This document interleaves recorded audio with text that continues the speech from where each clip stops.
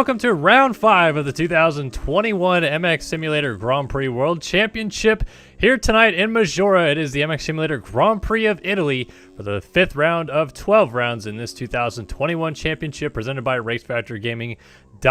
And this is a fantastic racetrack that we have here tonight, of course used for the 2016 Motocross of Nations at Maggiora Park, and just a really fabulous racetrack. A lot of ups and downs, off-camber corners, big floater tables, and the whole gamut here tonight. Going to be shown to us here by Adam Holm, number 2 on the atom.com Kawasaki, and of course this is also brought to you by atom.com. Head over there and check out his music line and his merch to support him and support him because he is supporting us on the broadcast this year. But this track, through that left-hand first corner, 3 rollers into a right-left kink, up the first long uphill, rollers all the way up to the top of the hill, and then dropping down the elevator shaft. This is a big downhill. You just got to carry as much speed to the bottom, get on the brakes late, and try to hook one of these inside ruts to carry speed right back up the hill. This big left-handed bowl corner at the top of the hill where Cooper Webb crashed while running in a good spot late in the last moto of the day at Maggiora in 2016. Out of the bottom of the hill again, though, and then instead of going all the way to the top of the hill, you hit this big left-hand kink tabletop down to the bottom, and this is a little bit of an off-camber at the bottom of the hill, turning back up to the top,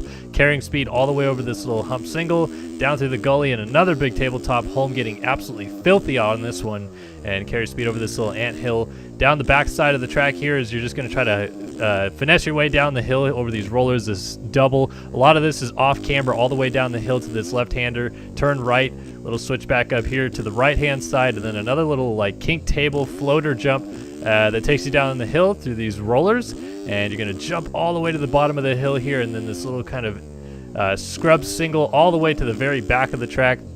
Hard on the brakes and get to the inside here to the left, and then this huge table coming back down the hill. You're going to see a lot of guys laying it over there tonight. Hopefully, we're going to see some dualies off of that jump. Wall jump down to the mechanics area and just carry as much speed through this left-hand corner as possible, up and over our race tech finish line jump. Jason Anderson getting landed on here as well back in 2016 at the Nations. A right-left kink onto the start straight, and that is the lap here tonight at Maggiora Park. Well, we are so thankful to have you guys here with us again tonight. Of course, it's always awesome to have you guys join us for any rounds of the 2021 MX Simulator Grand Prix Championship Series, but this one is good because we're back after a week hiatus. We took last week off, obviously, with the real national schedule in AMA Pro Motocross taking a week off before that, with Southwick being moved. Last week was an off week also for the Grand Prix circuit in MX Simulator, so Redbud coming up this week. We'll see it on Wednesday, but first we do the MX Simulator Grand Prix of Italy at Maggiora Park. We're going to bring you guys all this action here tonight, so buckle up. We've got 3 hours of live action to bring you guys, and let's talk about these qualifying times first. And they are going, of course, to be presented by RaceFactorGaming.com, the hosting sanctioning body of the series.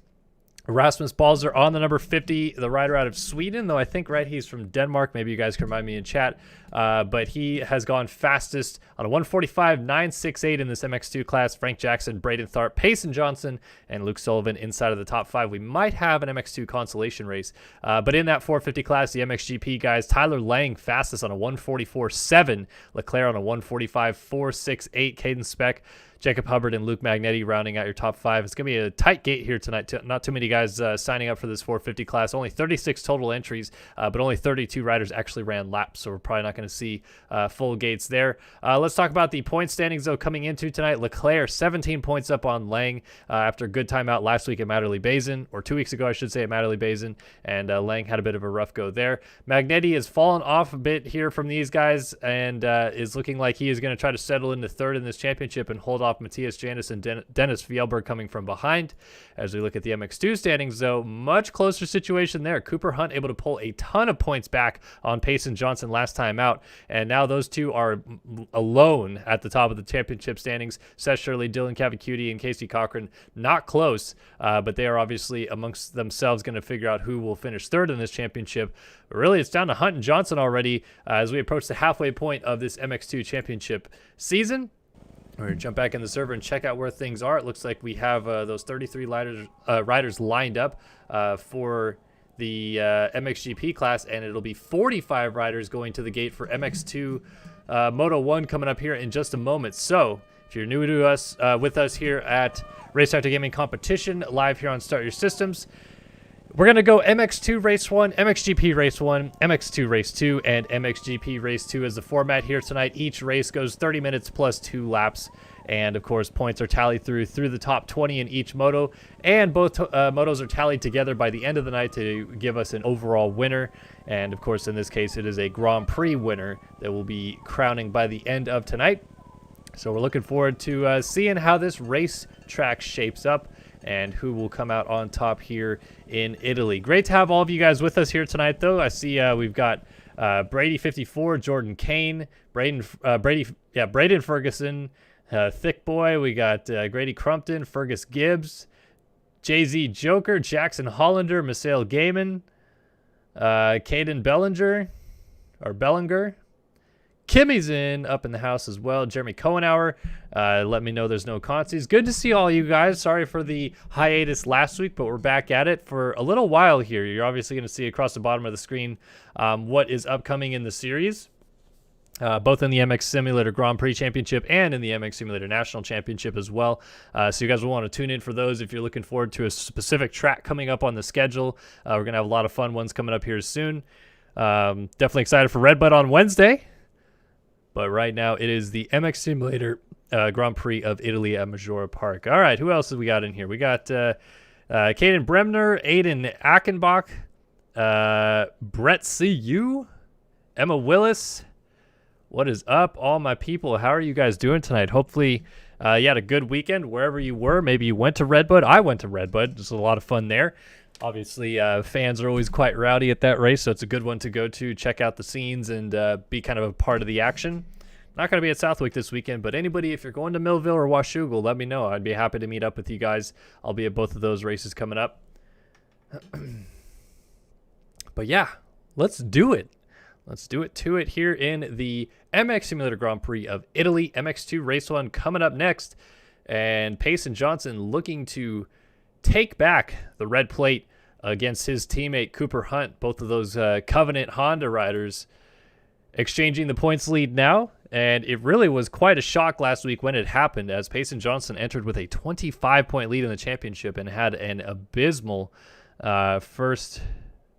second moto. He finished fourth in the first moto, and then the second moto just didn't go his way. Ended up losing 26 points to Hunt, who put together his first career moto victory and then eventually his first career overall victory, going 1-1 on the day at Matterley Basin.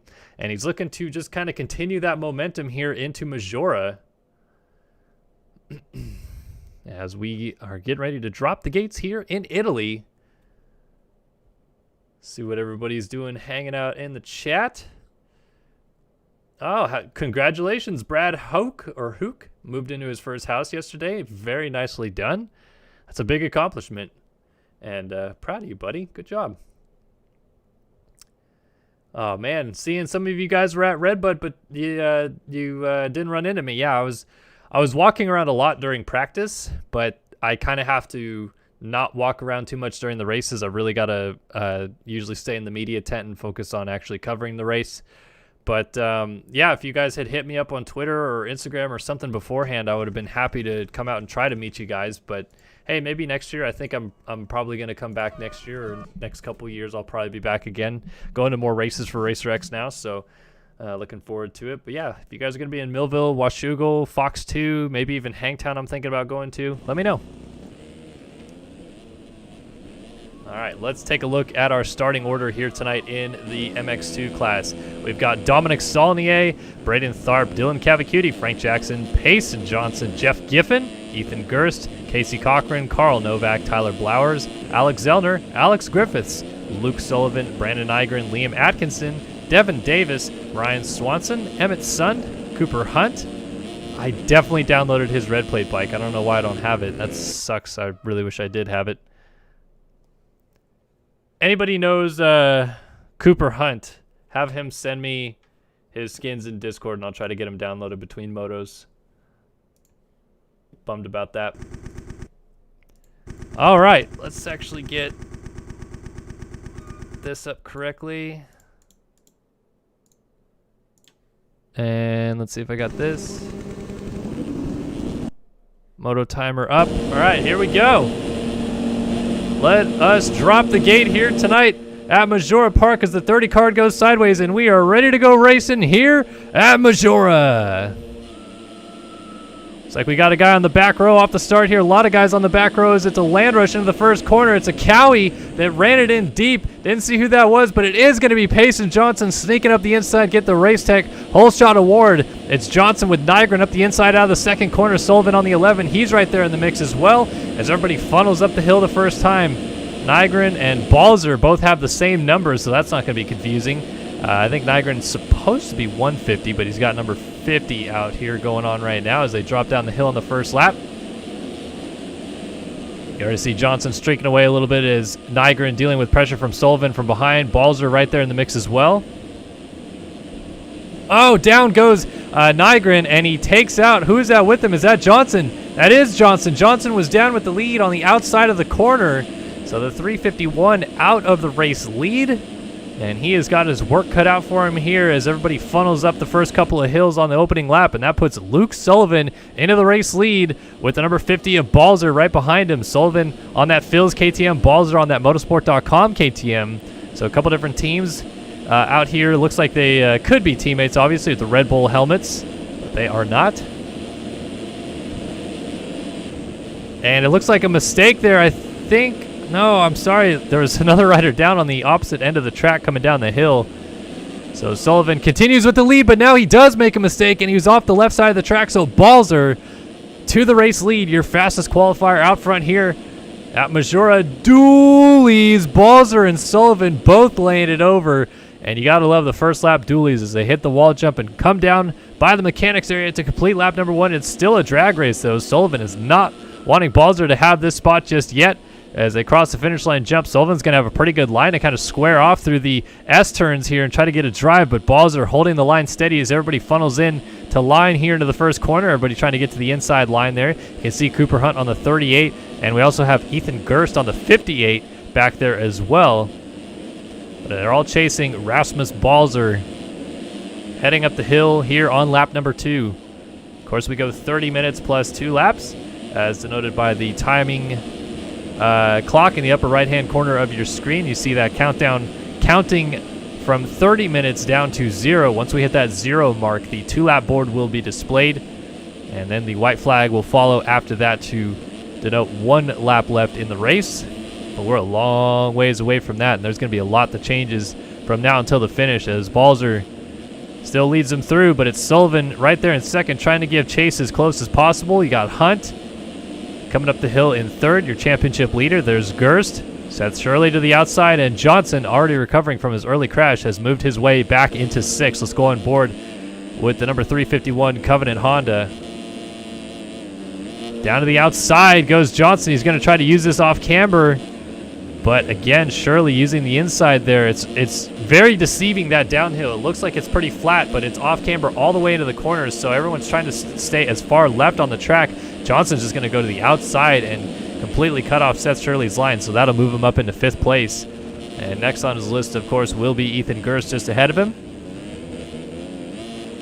Rider down. That was Balzer. The race leader has gone down. Rasmus Balzer, the motorsport.com number 50, has tucked the front end or something out of the top of the racetrack there. And Sullivan has gone back to the lead, and now we've got a battle for second brewing between Gerst and his teammate behind him, Payson Johnson, as Sullivan tries to streak off with the lead out front. Sullivan on the 11, Gerst on the 58, Johnson on the 351. And just off of the back of them is Seth Shirley on the 80, atom.com Cowie. Johnson's got a great drive up the hill. These guys trying to get that double, kind of double their way to the top. Johnson to the outside, Gerst to the inside. Oh, there's almost contact there as Johnson ended up crossing over to the outside line of the track, and Gerst had to concede as his teammate forced his way through. So Johnson already back up into 3rd. No, I'm sorry, in the 2nd. We also lost Cooper Hunt. Where did Cooper Hunt go? Where is Cooper Hunt? Cooper Hunt is way back here. Cooper Hunt was in 3rd. He's down at 14th now, so something happened to our points leader, and we completely missed it. He must have something that he didn't put in the skin set or something, because I'm almost positive I downloaded a red plate bike for him. And then on top of that, he's running number 38 on his bike, but he's running number 20 on his jersey, which is his GP number, but 38 is his national number for the Race Director Gaming National Championship. So he's gone a little backwards, and our leader is down again. Sullivan has just gone down, and that will promote Johnson back to the front. So Payson Johnson, not even yet 3 full laps in the books, and he has kind of gotten the lead gifted back to him there. As Johnson now leads from Gerst, Balls are able to remount still in third, and Sullivan, after his crash, now back in fourth. Not too lengthy of a fall-off crash there for Sullivan, as he is still within striking distance of pretty much everybody right ahead of him. But your front four are now starting to separate from the rest of the field, as Johnson is going to go to work only 5 minutes into this thing to really get away from everybody if he can. We've seen Johnson go on some ridiculous runs in the early runnings of some of these Grand Prix races where he gets out to a 20 or 30 second lead within just a few minutes of the opening laps and pretty much manages it from there. So we'll see whether or not he can repeat that type of performance here today.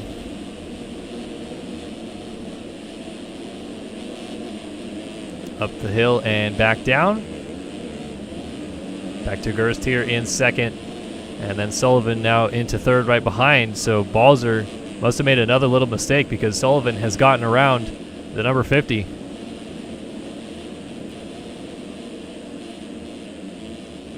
A little further back of that is still Seth Shirley. Atom.com number 80 had a terrific ride at Matterley Basin 2 weeks ago. Ended up second in a moto. Looking to continue the positive flow in his championship. Talked to him about 2 weeks ago, right before that Grand Prix actually, and he was kind of interested in what it more or less takes to be consistent in this game. And I wouldn't say I'm the best person to ask, but you know, it's one of those things that it's difficult sometimes to have your best motos consistently over and over again. You can be really fast in this game, but if you're not always connecting good starts and good racecraft and basically just constant, consistent technique, things can go awry very quickly, and I've experienced that a lot in my career in this game. There was plenty of times that I had a good week and ended up 4th or 5th overall, and then the next week I wasn't even in the points. So, but really it just kind of boils down to, for any of you new players out there, you got to try to focus on, you know, doing the little things right first. You got to do just, you know, hit a line or two, just connect the lines, make sure you're doing them smoothly. Don't hit them as hard as you possibly can. It's a 30-minute moto. You can lose a few tenths here or there on each corner, and it's much better to lose a few tenths in each corner than lose 10 seconds a lap because you crash every lap. So you got to really avoid hitting the ground in this game. And so far it looks like Shirley has really kind of hit the mark here these last couple of races. Getting good starts, running up front. Right now runs 5th and trying to keep tabs on the guys ahead of him, Balzer and Sullivan. Like Balzer might be reeling the 11 back in. Curious of lap times as well, 53.7, but a 48 flat for Balzer is his best. A 50.1 was just ran by Sullivan last time by. That was his best, so you can see the disparity between these two already. There's a 2-second difference in best lap between Balzer and Sullivan. So Balzer has got fire in his belly right here to close this gap down on Sullivan and get his way into third. And the next on his list, of course, ahead of that would to be to go up and try to get second if he can.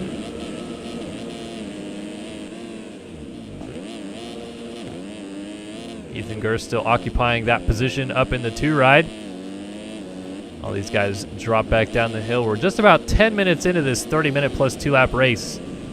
And it looks like our front group is definitely trying to settle into a bit of a groove here. There's Shirley, and then back to a battle here for 6th between Juan Gomez, Neil Fitzpatrick, and Brandon Nygren. So 3 riders essentially nose to tail. Fitzpatrick going to be a little bit closer here to Gomez once they get down past the mechanics area. Fitzpatrick on that 71 Proline Designs machine. Closes up onto the 2-win factory KTM, the 319 there of Juan Gomez, rider out of Spain. There's a good fight for 6th. Gomez trying to work his way into a bit better of a pace week after week where he can run consistently in this top 10. And Fitzpatrick actually finished on the podium in a Grand Prix earlier this year. So he knows how to run up front, but it's been a bit hit or miss, unfortunately, for the 71. Now he is going to set his sights on Gomez ahead of him and try to make something happen. All the while, lurking in the background is Nygren on the 50. Oh, a mistake, though, for Fitzpatrick out of the inside of the bull corner, and was lucky not to get taken down by that hay bale on the inside. Sometimes you go through those hay bales and nothing really happens. You just kind of go right through the collision file in it. And another time you'll hit it and it'll kick you right over the bars or get you to come to a complete stop. Fortunately there for Fitzpatrick, he's able to just kind of hop the front end over it and it let him ride through. And already looks like he is closing back up onto Gomez again. Nygren is still right there, looking to pounce if the opportunity is presented. And Gomez actually had momentarily stretched it back out, but now Fitzpatrick up the inside these last couple corners has closed it right back up again. And this battle is potentially brewing once again.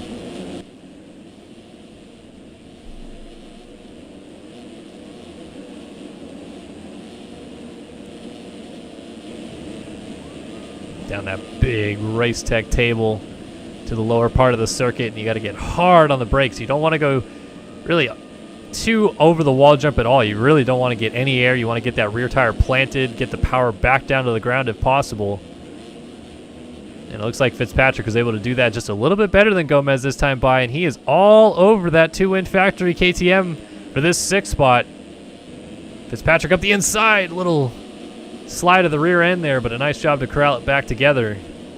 They'll funnel into the same lines here in this corner because you like to get to the inside of this roller right there and get the power down so you can double up this hill right there and try to double it a little bit more to the top. Fitzpatrick to the outside as they drop down the elevator shaft, and Fitzpatrick has got a great drive. He launched down the hill, and he's going to get to the inside, and they're both going to blow the corner. So Fitzpatrick out braking himself. Gomez trying not to go down, just has to go off the track, and then immediately after that, Nygren goes down. So cutting through there is Shirley as Gomez cut off to the inside of the track, and now Shirley goes down. There goes Cooper Hunt, Nygren, and Fitzpatrick back by, and all the action suddenly kicking off here as through goes the 347 of Seth Carr, and the 49 of Frank Jackson also finds his way through as well. And boy, oh boy, that was a frantic couple of corners there. We had 4 different riders going down in 3 different corners there. And now it's kind of settled back down. Suddenly, Nygren right there behind Hunt, and now Hunt, oh my goodness, rode the front end into a high side there and was lucky with the way that his body planted into the rut. It wasn't a legs off crash. So your championship leader currently is looking at losing the championship lead. As in the background goes Seth Carr to the ground. So not sure what is going on this lap, but everybody is hitting the deck. We had really a pretty consistent group there for a little bit with everybody running a solid pace and no mistakes, and then suddenly it all kicked off here on lap 7 as they're coming down to complete lap 7 on to lap 8. Your leader is already on lap 8. And Hunt is closing up here back to the rear tire of Brandon Nygren with the 71 of Fitzpatrick just off the front of them. And with Shirley being a part of this group, I think a lot of this is now depending on the battle for 5th. And that is correct. It is Johnson leading this thing ahead of Balzer. Sullivan's still there behind Balzer. Gers has drifted back to 4th. He is in a very lonely spot right now. And Juan Gomez has moved his way into 5th. So there's Fitzpatrick 6th, Nygren 7th, and Hunt in 8th as they drop down the elevator shaft. And Frank Jackson also closing up in the background in 9th on the Team Nami number 49. So what is going to happen first here? Is Hunt going to find his way around Nygren? One of these guys is going to make a mistake, and everybody's going to kind of freight train their way through. It's a close battle, but nothing really close enough to size up a pass just yet. Maybe Frank Jackson actually closing up the most on this group is now caught up to the rear tire of Hunt, but now a mistake there for Nygren, and Hunt going to go side by side with Nygren over this table. Nygren has the preferred inside option, but Hunt trying to get to the outside and carry a little bit more speed. Meanwhile, Frank Jackson saw that as an opportunity to try to sneak up the inside. This is where Hunt made a mistake a lap ago. Jackson going to get to that inside rut. To the outside went Nygren, and Hunt to the far inside of the next corner trying to stay low on this hip jump coming down the hill. Man, nothing in it between Hunt and Nygren coming down to the bottom here. And Jackson is pushing Hunt up to this group as I think they're putting Colby Yule a lap down there. He goes to the outside. The 760 gets out of the way. Very nicely done. And lets this battle continue. Cooper Hunt is all over the rear tire of Brandon Nygren. And this is a battle for 7th. You can see as well, that is Seth Shirley creeping up into the background. And then Frank Jackson had a line to the outside even of Nygren.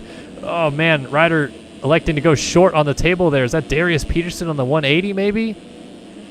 We got another guy getting into the mix here. It's Jet Holyhead on the elevated Kawasaki. And almost into the back of Seth Shirley, who laid it down in the first corner. Shirley is going to get unlapped there by Darius Peterson. And back to this group up ahead. It is Gomez, Fitzpatrick, Nygren to the outside of Hunt trying to get in there. Not quite able to do so just yet as they drop down the elevator shaft now. Nygren almost alongside of Hunt, but Hunt charges to the outside a little bit harder. The lapped rider going down on the inside of the track there, and then Nygren gets stood up in the corner, so Jackson now going to close up there.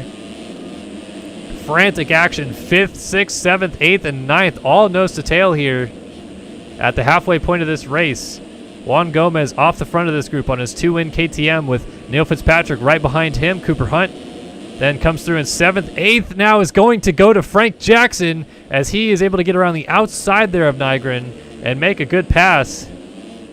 Shuts the door into the next corner and now might even size up an inside move on Cooper Hunt into this one. Hunt is really struggling to get to this inside rut and again bouncing his way in, so Jackson going to close right up again. Jet Holyhead now closing right up to the back door there of Nygren. Holyhead trying to go to the outside, coming down this hill, trying to get a drive.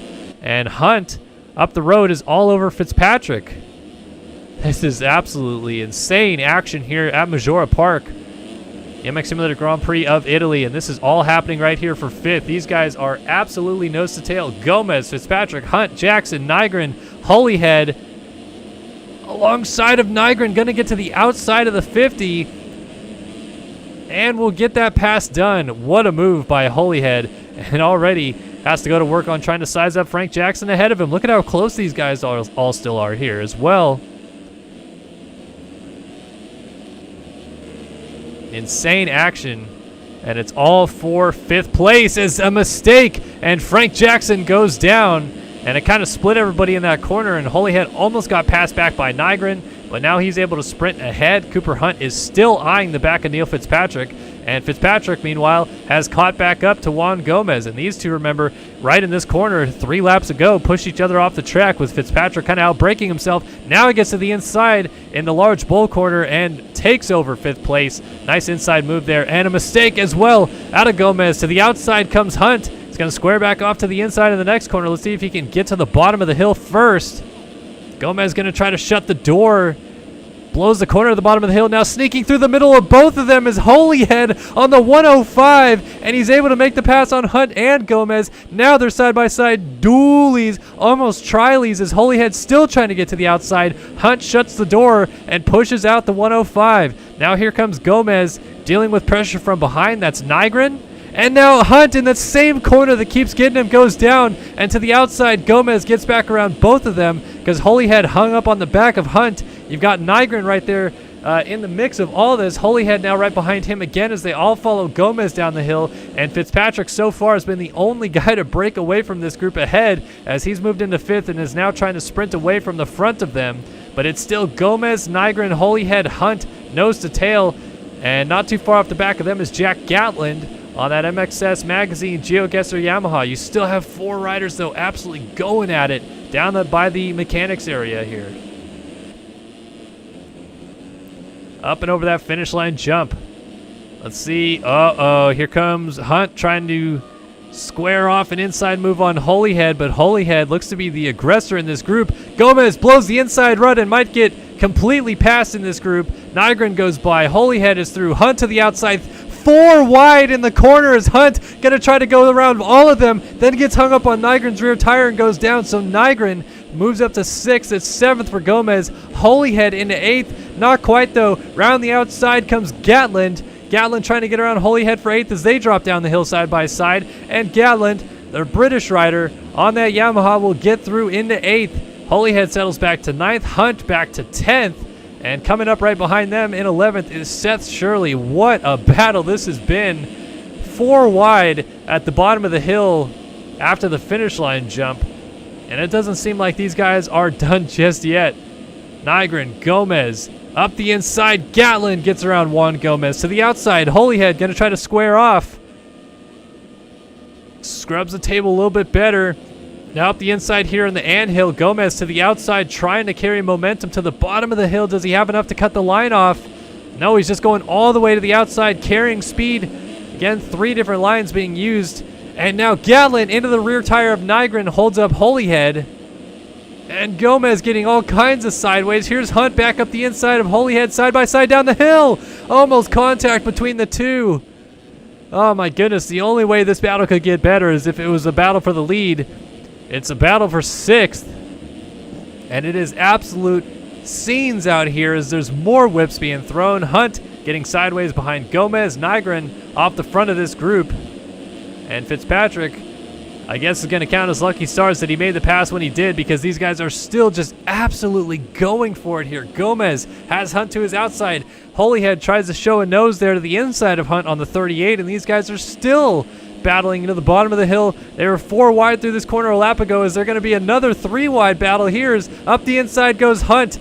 Gomez to the outside. Holyhead tries to follow Gomez through. Gomez now to the outside of the bottom of the hill here, and Holyhead's going to try to get a drive up the outside of the hill. They're almost side by side, and Holyhead through the front door goes down. Through goes Nygren, through goes Gatlin, and Holyhead's going to have to pick himself up and continue at the top of the hill. He's trying to get it started and going again before Brett Powers gets there on the General Insurance wild side number 40, and just behind them is Cochran, Jackson, Seth Carr.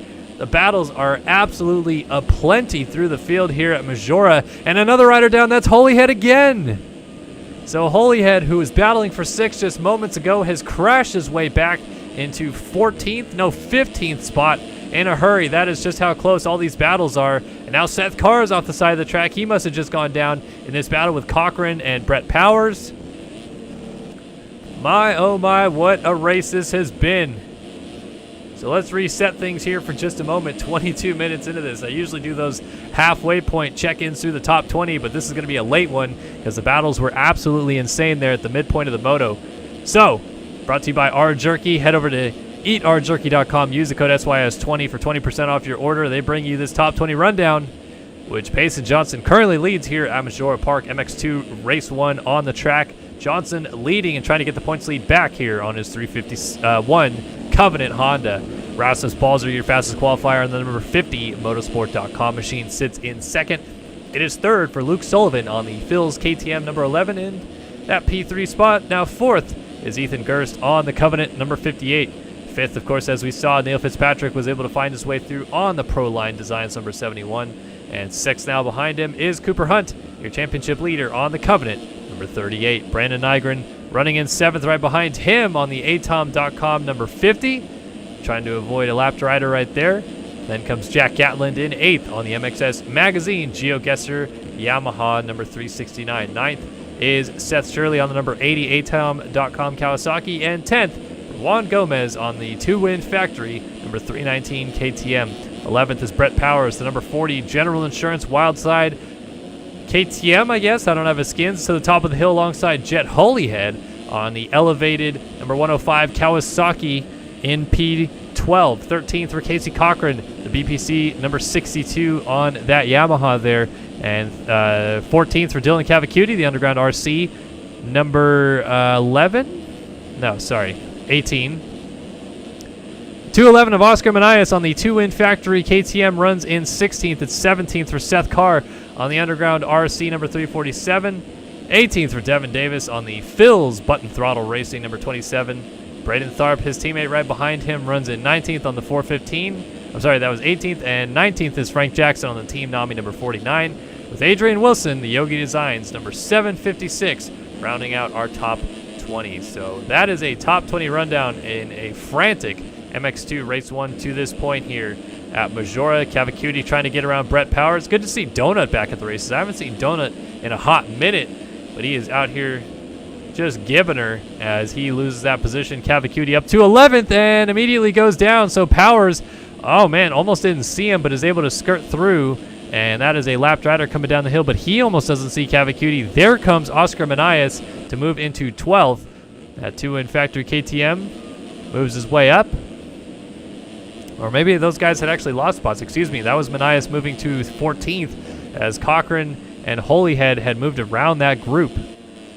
So Juan Gomez is 10th, Shirley 9th, Nygren 8th, Gatlin 7th, Hunt 6th, Fitzpatrick in 5th, Gerst here in 4th, Sullivan in 3rd, Balzer in 2nd, and your race leader continues to be Payson Johnson. Let's go on board with the 351 here for a lap on the track and get an idea of what the ruts are shaping like up here late in MX2 Race 1. Of course, if you're new to us here on MX Simulator Grand Prix Racing on Start Your Systems, there is a road system, aka track deformation system, installed with this game, and they use it per moto. You cannot save the track between motos, so unfortunately every time the race resets, the track also resets, but currently the track is as rough as you're going to see it after 26 minutes of racing in this MX2 race number 1. And so the ruts are deeper, the bumps are bigger, and the notches are gnarlier.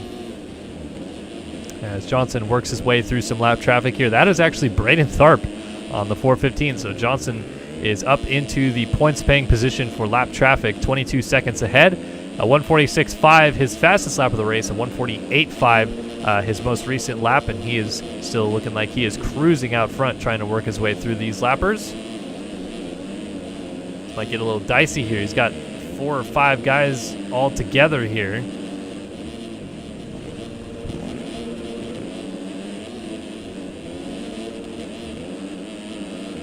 Dropping down the hill is Johnson to the outside, trying to tuck to the inside though, and still right there behind Tharp. Tharp is trying really hard to get the guys ahead of him before Johnson laps him, but at this point you've had the blue bar for quite a while, under a second, and usually it would behoove you to move out of the way for the race leaders or else incur a penalty. I've seen it plenty of times. So Tharp really not conceding here to the blue flags, and Devin Davis is about to lose a position because of it. So Tharp ignoring blue flags, and you're getting a really good indication of what this is like for Payson Johnson, your race leader, to have to deal with when you have riders not respecting the blue flag. Looks like Davis is going to try to move out of the way here, but oh, he's maybe going to go after Tharp. Maybe Davis not too thrilled with Tharp's antics here, but yeah, now Davis gets out of the way. Johnson up the inside, and Tharp is still ahead of Johnson, not conceding that position. Now Johnson's going to shoot to the outside and get around him, and continues on now ahead of Braden Tharp.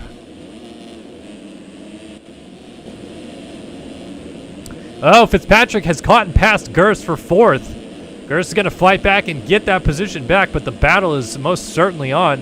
Ethan Gerst was all by himself in 4th for a long portion of this race, but now in the closing stages of this one, with just about a minute and a half and a couple laps still to go, Fitzpatrick has caught the 58 Covenant ride and is going to battle it here for 4th down the stretch, and I think he's bringing Jack Gatlin with him. Yes, he is. Jack Gatlin on the 369 MXS Magazine GeoGuessr Yamaha coming down the hill.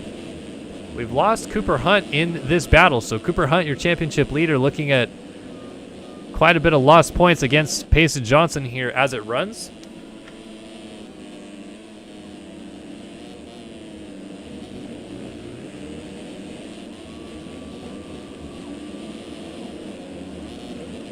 Fitzpatrick losing touch a little bit here with Gerst. I thought he was maybe right on him. Going for that position is Gerst, almost through the front door, going up the hill. We've seen a couple guys do that. Of course, Jet Holyhead actually went down, but I've seen a couple other guys try to seat bounce going up that hill, and you're kind of getting sapped of power as you go up that jump. It's almost vertical, so if you just don't get enough of the power to the ground and seat bounce at the wrong time, it'll very quickly toss you over the bars. And you almost saw Gerst there out of 4th have the same mistake happen. Meanwhile, Jack Gatlin is catching Neil Fitzpatrick, and Gerst just went down at the bottom of the hill, so that moves those guys up to 4th and 5th respectively, but Gatlin is trying to go into 4th before long. Oh, big whip, and Fitzpatrick crosses over in the air, and they get together and go down. Fitzpatrick getting the worst of that as Gatlin stays on 2 wheels and moves his way up into the 4 spot. Gerst now goes back into 5th. Nygren is 6th, and Fitzpatrick, who had just moved into 4th, now drops back to 7th. Then you got Cooper Hunt coming down the hill right behind him in 8th, so we may once again get this wild battle down to the finish between a lot of the same cast members that we saw duking it out earlier on. Where is Johnson? Johnson halfway through the lap right now. So these guys battling it out back here are coming to 3 to go this time by, because Johnson will get the 2-lap board next time through, and thus those guys will get it half a lap after him.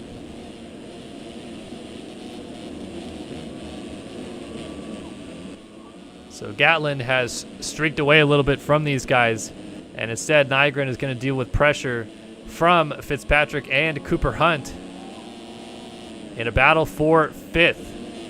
So things changed very quickly among this group, and it looked like Fitzpatrick was the guy going forward and catching Gerst to take over the 4th spot. The second he gets it, Gatlin able to wrestle it away from him, and instead a crash between Gatlin and Fitzpatrick has shuffled them back a little bit. Fitzpatrick getting the brunt of it, of course, so actually falling off the bike, and now he sits between Nygren in 5th and Cooper Hunt in 7th as those guys battle it out. But now Hunt has gone down at the bottom of the elevator shaft. Will he remount in 7th? Here comes Gerst. No, he will not. Gerst goes by for 7th, and there's Shirley coming from behind, so Hunt picks it up in 8th, and he's trying to hold on for that spot because Shirley is right there looking to benefit from that mistake.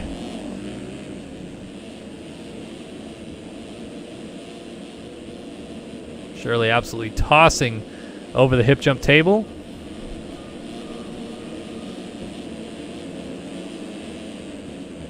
You can see Shirley is not wanting to let Cooper Hunt go right now. He would love to make a pass on the 38 as the 2-lap board has been displayed for our race leader, Payson Johnson, who is looking, at least at the moment, to retake the championship lead, and handily so, with Cooper Hunt struggling in this moto. Little mistake there for Johnson, but he's still picking it up in the lead, and we have had a change for 2nd that happened off camera. Luke Sullivan has moved around Rasmus Balzer, so the 11, the winner of the opening round of the championship at Valkenswaard, is back into the 2 spot and setting himself up nicely here for the 2nd moto with that ride. There is Balzer still 3rd, Gatland in 4th as mentioned, and Nygren is in 5th there ahead of Fitzpatrick. Then comes Gerst, Hunt, and Shirley.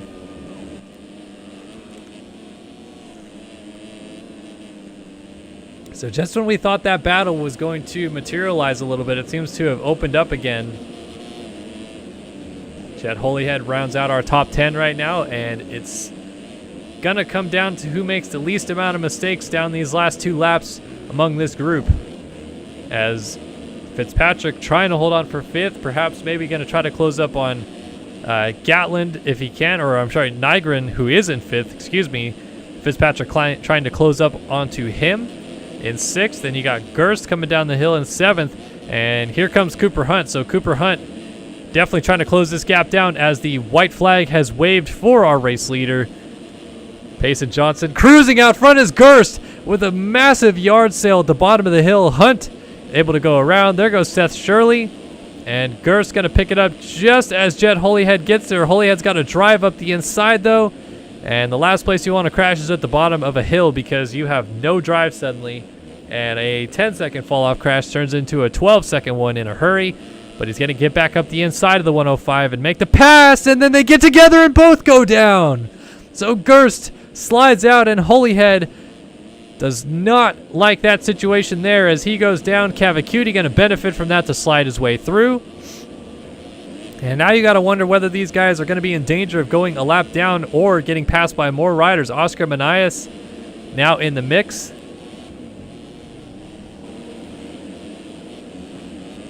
As the battles ahead of this have pulled away a little bit. And here is Payson Johnson, though. Half a lap to go for that Covenant Honda. And it was such a disappointment for him at Matterley Basin 2 weeks ago. lost so many championship points, and we had talked about it entering into the evening there, that it seemed as though Johnson was already poised and in a position at that stage of the championship, just 4 rounds deep, to really take advantage and just pull away in the championship picture. And then things turned in a hurry, and Cooper Hunt, his teammate, went 1-1. Suddenly the championship lead had changed hands, but Johnson taking another step back towards pulling away in this championship if he can, as he's going to retake the championship lead provisionally by winning MX2 Race 1 here at Maggiora. Second place, and got a lot closer at the end than you would think. Luke Sullivan, 7 seconds down, picks up P2 in this one. Rasmus Balzer all by himself here in third. Should get that no problem. Then it's Gatland in fourth, and here's a battle for fifth. Nygren and Fitzpatrick. Oh, they come to blows nearly here. Coming down the hill. A little bit better line for Fitzpatrick in the off-camber. Nygren's going to go to the outside and try to carry that momentum. Who's going to get to the corner here next? Oh, and Fitzpatrick goes down. Nygren should have fifth, all but locked up there. Now Fitzpatrick's trying to get it wrangled up as Cooper Hunt gets to him here for sixth. So we have a couple more corners to go. And the 38 of Hunt trying to get down the inside here. At the bottom of the hill, nothing doing just yet, but he's got a great drive. Let's see, Fitzpatrick a little sideways. Look at Hunt up the inside, gets the pass done. Fitzpatrick slides out trying to get the power back down, and Hunt has the position, at least provisionally. Does Fitzpatrick try anything to get it into this last corner? Not going to be able to get close enough. Cooper Hunt, what a salvage job to get sixth.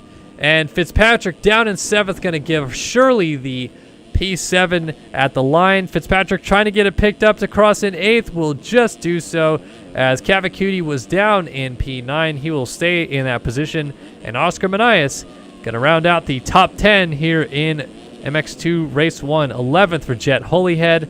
12th will be Brett Powers. Ethan Gurst did not finish this race, but he was the last rider to actually start the final lap of the race, which means he will be classified 13th. 14th for Braden Tharp. 15th for Seth Carr. 16th for Devin Davis.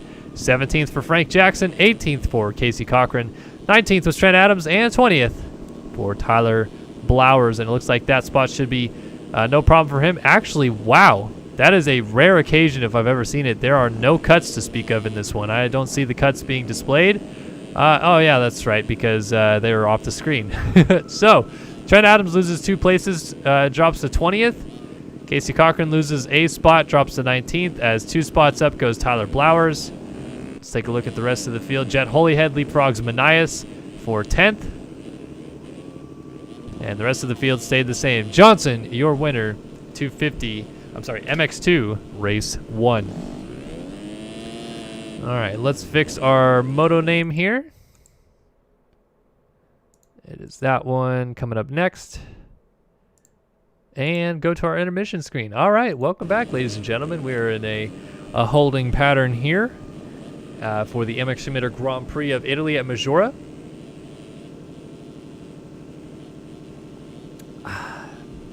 Get a little bit of water. See, Jack Gatlin just joined us in chat, and he is pumped about his race. Says that was sick with a bunch of Ks. And he finished up 4th in that one, so rightfully so. Should be very excited about that. MXGP Race 1 coming up next. The big dog's about ready to eat the track up. Tyler Lang, Alexis Leclerc, just to name a few, and we'll see who is going to come out on top here in Italy. But good to see you guys here hanging out in chat. Still got 107 live viewers, so glad you guys are here. Gatland is stoked with his 4th place finish. And definitely had to work for it. That battle was insane through the middle part of the moto, from basically 4th back to 11th. Everybody was nose to tail there for a while. And Gatlin, the one to work through them the most.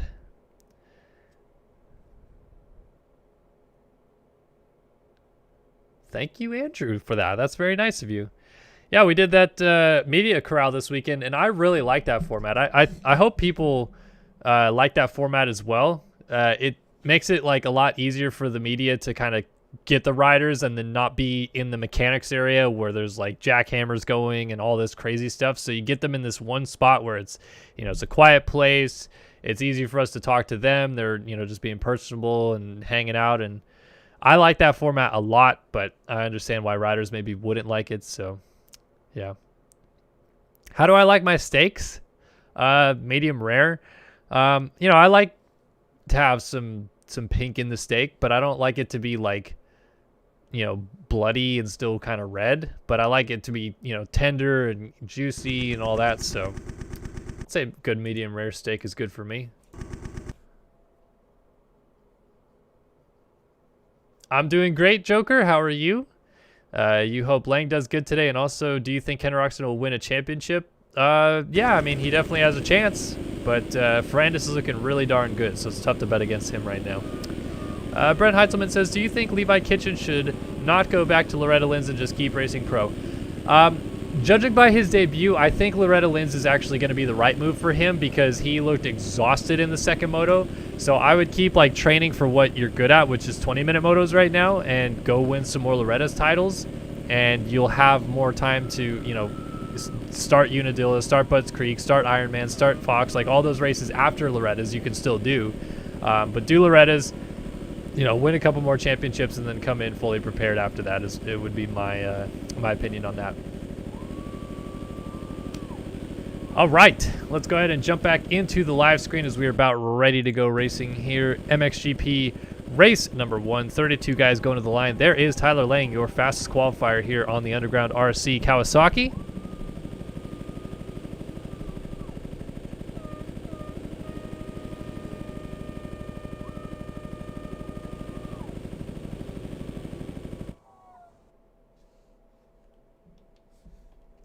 All right, ladies and gentlemen, boys and girls, it's time to go racing here at Maggiora Park in Italy. Get this moto timer set up correctly.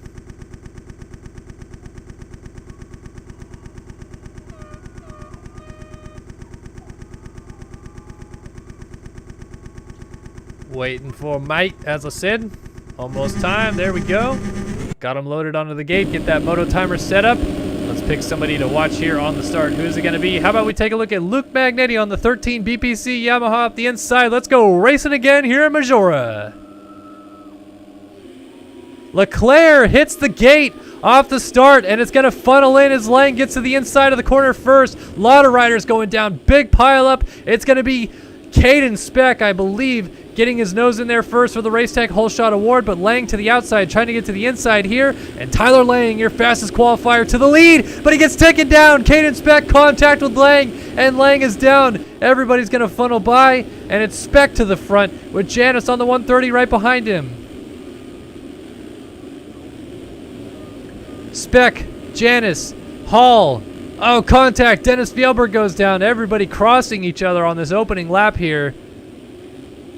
And it seems as though Leclerc has gotten away pretty well despite hitting the gate. I think it actually might have benefited him a little bit that there were so many riders going down into the first corner. He could wait all that chaos out and tuck to the inside. And it looks like he's already up into 5th at the top of the hill. New leader, though, Matthias Janis to the front. The Underground RC number 130 takes over the lead from Caden Speck.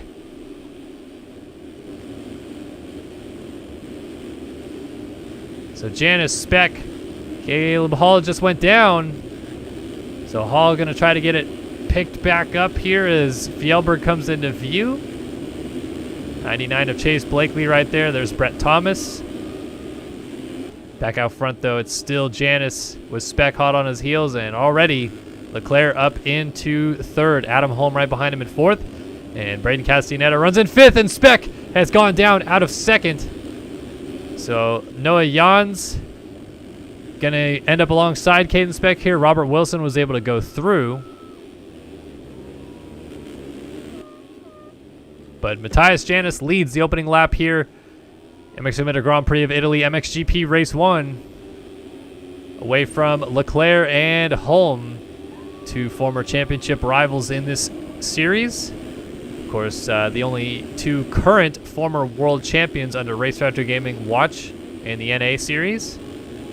Holm won it in 2019, and Leclerc won it last year in 2020, though Leclerc is a multi-time world champion in his own right when you combine the EMF stats and the RF stats together. But it is Janice leading the way, and this could be a breakthrough ride here for the number 130 machine. He has been looking for a good start to prove his pace up front. He's not gotten too many of them this year to show it. Right now he's got a good opportunity to kind of show where his pace at is comparison to arguably the best rider in the game currently, Alexis Leclerc, as the number 1 Rockstar Energy Husqvarna tries to close that gap down in the early laps. Let's go on board with the reigning world champion and see what it looks like here as the track has now taken shape of pretty much what it looks like when you download the track stock and don't have a road on. There are some lines already digging in a little bit here and there, but there's not going to be too many until much later in the race when we see that track develop quite a bit. It seems like Janice so far has kept that gap steady through the few corners we've been on board with Leclerc, but Leclerc is so good under acceleration on that Rockstar Energy Husqvarna.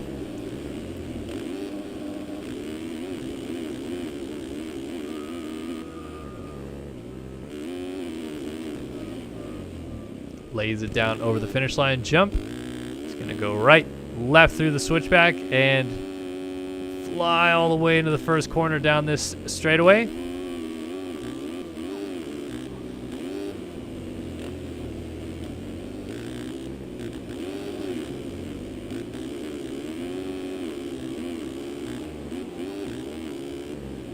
You can see that gap is closed significantly, 45.7 versus a 47.2 last time by, and Leclerc, fastest rider on the track this time through in the early stages of MXGP Race 1.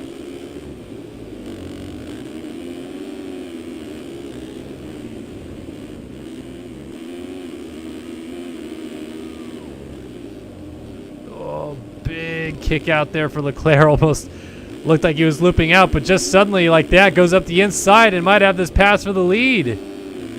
Janice trying to fight back. They're going to go side by side. Oh, man, we didn't really catch it, but they definitely scrubbed dualies. Janice still has the inside here to the bottom of the hill. Leclerc is going to try to get to this outside and carry a little bit more speed, but Janice up the inside is going to shut the door on Leclerc. Yes, he does. Smart racecraft by Matthias Janice right there to not overreact to Leclerc's positioning. Now down to the bottom of the hill. Janice to the outside, Leclerc up the inside. They're still almost rubbing number plates down the hill. Leclerc's going to try to close off the corner, but Janice has the line, and Leclerc does indeed have the preferred option to the corner. Leclerc to the front here in Italy. Janice now going to try to settle in behind him and see if he can't re-attack him. But I fear that this is bad news for the rest of the field as your defending champion is out front here at Maggiora Park.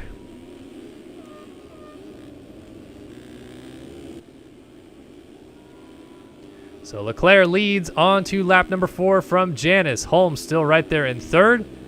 Robert Wilson crosses the line 4th with his teammate Luke Magnetti behind him in 5th. Their teammate Chase Blankley in 6th. But he is going to get a little wayward there and just hold on to the spot ahead of Braden Castellaneta in 7th. Brett Thomas in 8th. Ben Seberg here in 9th. And Caden Speck crosses here in 10th. Then you've got Eduardo Simos, Jeremy Cohenauer, Dennis Fjellberg, Cade Matherly, Caleb Hall, Tyler Lang, Jacob Hubbard, Jet Wisdom, Austin LeBeau, and Aaron Rockefeller currently occupying the points-paying positions, but it is still very nose-to-tail among all of these riders here as we go up and see a couple teammates. Caleb Hall, wow, Caleb Hall blew the rut and absolutely destroyed Dennis Fjellberg there. Was not an intentional takeout whatsoever, but it certainly looked quite aggressive when you just come in there and see the camera swiveling to that moment. And because of Hall's crash, he has now fallen back into this Brandon Larson, Austin Bear, Tyler Nichols, and Dennis Fjellberg battle, which is all outside of the points if I'm not mistaken. But a lot of guys jockeying for positions right there. Jet Wisdom back here on the 403, although he's running his teammate Blakely Skins. They got Hubbard, Lang, Matherly off the side of the track with Ben Seberg right in the mix. Seberg up the inside on Matherly.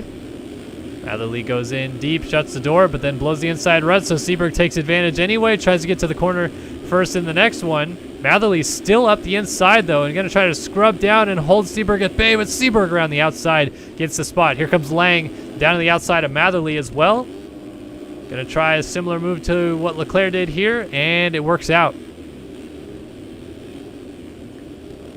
So Seberg coming over the hill there. Is that 292? Is that Heckman? No, 282, excuse me. 262. Blake Kibler there in last place. And Caden Speck, Cade Matherly trying to get around him as well. So you got a 5-rider freight train right here with Cohenauer off the front of it. And I think Cohenauer's in 9th right now. Oh, that's Eduardo Simos, so Cohenauer is in 10th, excuse me. So they go up the hill, Seberg to the right. And you got Lang on the 4. Seberg on the 14 to the outside. Oh, filthy, dropping down the hill. And just able to corral the Rockstar Energy Husqvarna back underneath of him. But then around the outside goes Cohenauer, and up the inside goes Lang. So just like that, Seberg makes a great pass, and then 2 corners later has been passed right back. And now a mistake there. That was Kibler trying to let these guys go through. And, oh, Lang almost double whipped to death and does go down off the bike. That was happening for a long time. So Lang almost back into the top 10 and immediately falls back to 18th, I believe. 17th, excuse me, behind Austin LeBeau and Jet Wisdom now. And you've got Cohenauer right behind Hubbard here. Matherly up to 12th, Speck 11th, and Seberg now 10th right behind Eduardo Simos. Dudu Mutumbino on the PB Industries 294. It's Eduardo Simos, a rider out of Brazil.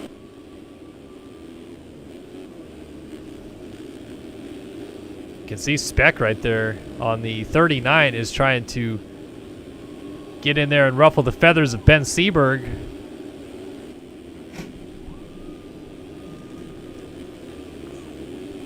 Look at that, to the outside, and Seberg has no challenge, or does he? Almost contact there, and Seberg gonna short the finish line jump, but surprisingly, Speck had cross-jumped the absolute heck out of it as well, so he almost got passed right back, but for the time being, he holds on to the spot.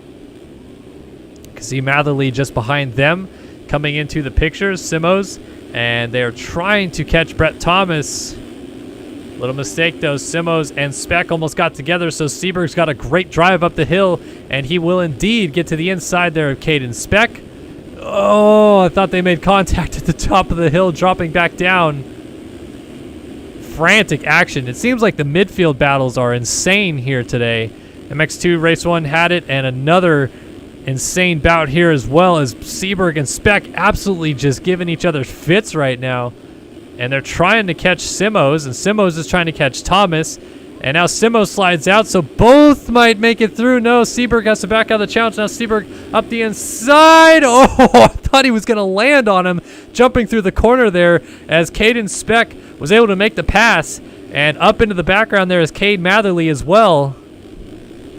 Seberg up the inside, no switches to the outside. Simos having a bit of problems. Oh, Seberg into the back and goes down. Matherly has to go up the inside of the track to avoid him. And coming into the picture as well is Hubbard. Oh, Matherly down now as they drop down the hill. Things are really unraveling a little bit from this group here at the 11-minute mark. Speck from Simos, Hubbard, and then Cohenauer now with Seberg and then Thomas. And Matherly picks himself up still ahead of Rockefeller.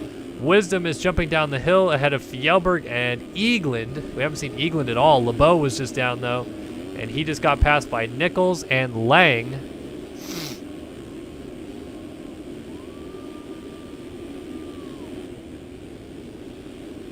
Boy, oh boy, this has been quite a frantic moto so far, and still a lot left to go. Let's go up to this battle here. This looks like a good one. Yeah, here we go. Hubbard right on the back of Robert Wilson, and I think that is Simos. Yeah, Simos just ahead of that. So here's Hubbard trying to get a drive to the outside of Wilson. Wilson's trying to get up the inside of Simos, and now Hubbard's going to drop down the hill to the outside of Wilson and pass him. Try to go to the inside of Simos to get him. Not there enough. Simos charges back around the outside and holds Hubbard at bay, at least for the time being. Here's what it's like from Robert Wilson's view behind now in 10th. He makes a mistake, so we'll go back up to Hubbard.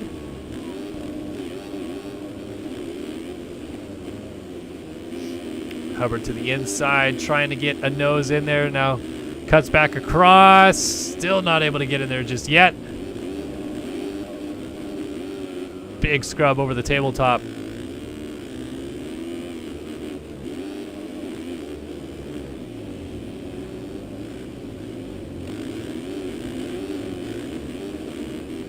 Hubbard just not quite able to get a spot picked out just yet to get around Simos. They've been exchanging lines, and Hubbard seems to get a drive and then loses out a little bit. Hubbard just doing Simos doing a masterful defensive job here to hold on to 8th, but a mistake there, and Hubbard hits him in front end lock. So Hubbard been pushing his luck a little bit there, and finally it bites him. Through goes Kohenauer and Wilson. And Simos remains ahead of this group. Let's head back out front and see what's happened. It is still Leclerc from Adam Holm. Adam Holm a little further back here in second. Janice not too far behind Holm in third, about 2 seconds separating them. Luke Magnetti here in fourth. Braden Castaneda just behind him in fifth. Chase Blakely drops down the hill in sixth. Got Caden Speck here seventh. And Kohenauer and Wilson doing battle for 8th. Who's going to get the benefit at the bottom of the elevator shaft? Look at Wilson to the outside. Kohenauer misses the rut, so Wilson through into 8th. Kohenauer 9th, and Hubbard back to 10th. Simos off the track, but remains 11th. That's a lapped rider there. So Lang comes through in 12th. Eaglin now 13th. Seberg just got together with Brett Thomas. So Rockefeller goes to 14th. Wisdom to 15th, Cade Matherly up to 16th, LeBeau 17th, Thomas remounts 18th, and now going to 19th is Fjellberg as Seberg goes from battling just outside the top 10 to 20th in a hurry, and that just goes to show how close everybody still is in this midfield. You could be a talented former world champion like Dennis Fjellberg, and you are gritting it out for every last point that you can muster here as he moves to 18th around Brett Thomas, and Thomas might also get passed by Seberg here as well, so Thomas slides back to 20th, but then Seberg blows the corner, and Thomas gets him right back. Terrific action throughout the field here. This track never fails to produce good racing, it seems, in Sim. Even as undulating as it is with the off-cambers and the tricky soil type, look at this battle. I mean, Thomas just unwilling to let Seberg go, and now hits his rear tire and goes down. So moving up into the final points paying position is Tyler Nichols on the Spink ride. Don't see his number because I don't got his skins.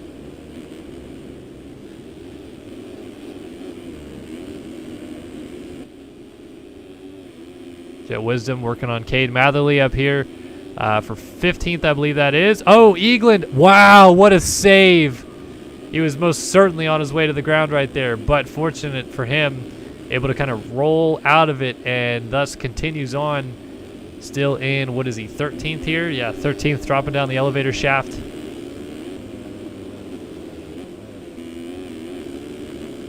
Go up to Simos here, still 12th. 11th for Kohenauer.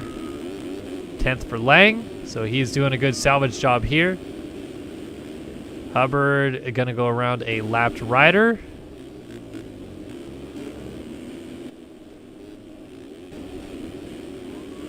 Nothing really happening up front. It stayed pretty status quo for the last 10 or so minutes with Leclerc leading. Holm had taken over second from Janice, and it's pretty much stagnated at a 4 or 5 second gap between the two. Luke Magnetti has moved up to 4th.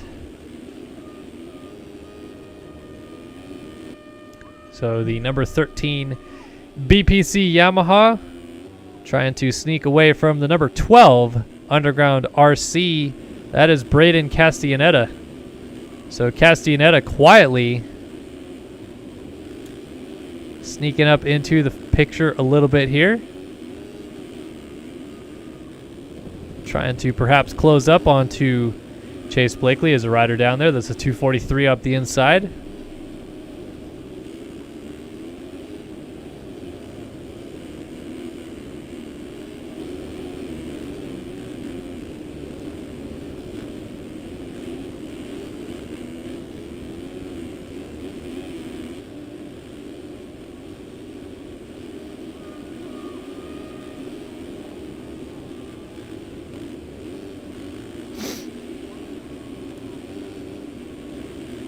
Oh, Blakely must have gone down. We missed that. I'm not sure where that was.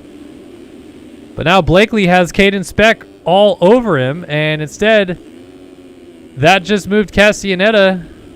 Oh, I'm sorry. No, that was Magnetti ahead of him. So, no, Blakely has not gone down. Instead, though, he is dealing with heavy pressure from Caden Speck.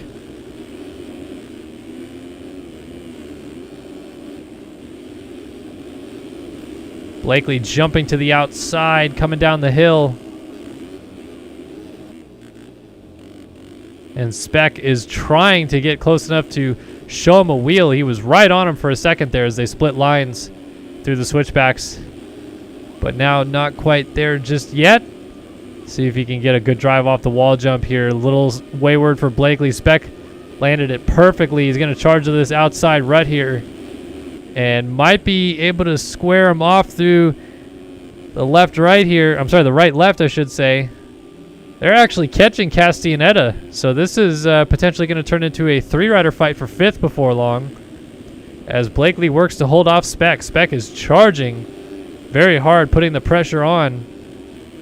Oh, Blakely down. So Chase Blakely has gone down. Lap traffic going to go through, and Blakely will remount still in seventh. Now Speck going to set his sights on Castellaneta ahead of him and try to close this gap down if he can.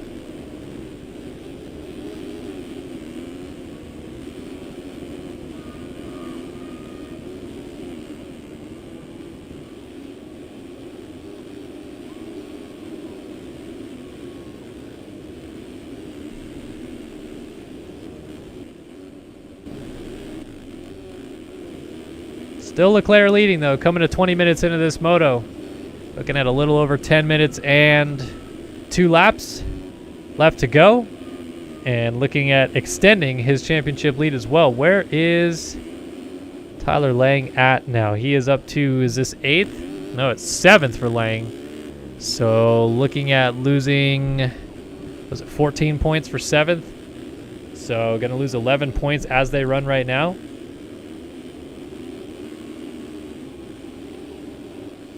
But if this Speck Castellaneta battle materializes like it's looking like it might, we could be in for quite the fight here before long.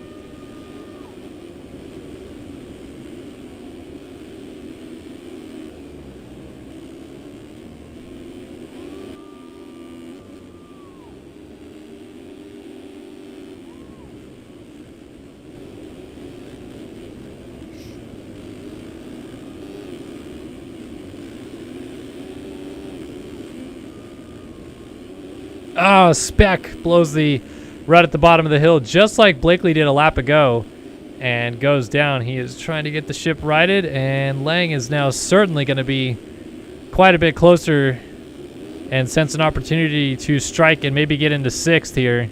They still got a lot of time left to make something happen. Whoa! Speck off the side of the track on the elevator shaft.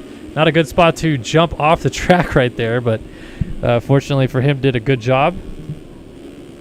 Could have been a lot worse there.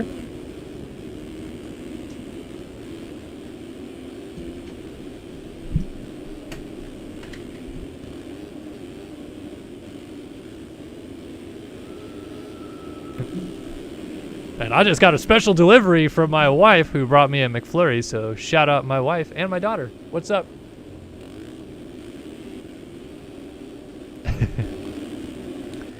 A little mid-moto snack. Back to your leader, Leclerc, though.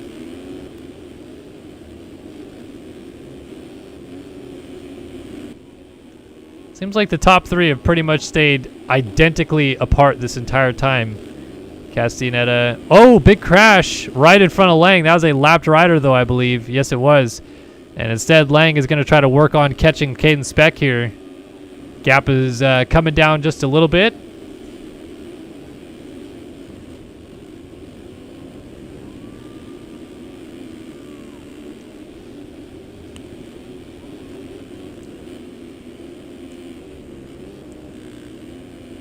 Seems like Lang gets a little closer, then Speck pulls it back out. Kind of a yo-yo effect.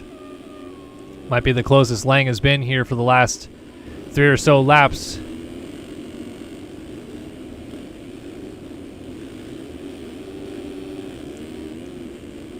You're absolutely right, Jolgen. Shout out to the wife and daughter coming in clutch with the McFlurries. Ba-da-ba-ba-ba, MX Simulator.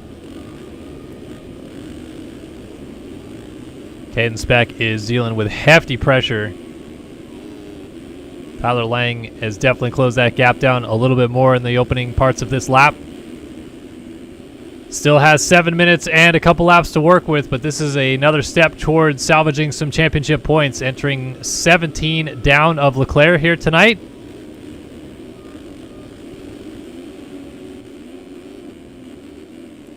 Oh, Lang just laying it over huge. Going to get up the inside of Speck, and no challenge from the 39, so a little mistake out of Speck was all it took for Lang to shoot up the inside, and now Speck gets in his rear tire and goes down, but not a fall-off crash, fortunately enough. So Lang moves up to 6th, and next up the road for him will be Braden Castellaneta. Castellaneta is about 4 seconds behind Luke Magnetti, but he's 9 seconds up on Lang. Behind Lang is Speck, Eagland, Blakely, and Hubbard. Hubbard trying to close up on the 99 of Chase Blakely down the inside on this downhill. Not close enough just yet. But this battle is certainly materializing. Blakely trying to get to the outside of the top of the hill, but nothing doing there just yet either.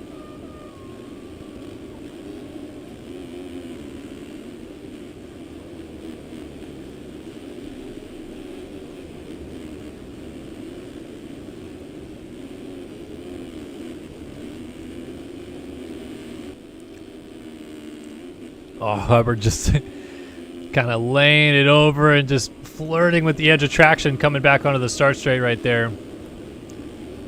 Sometimes you have to do that. You really have to, in the heat of a battle like this, you're trying to make a pass stick.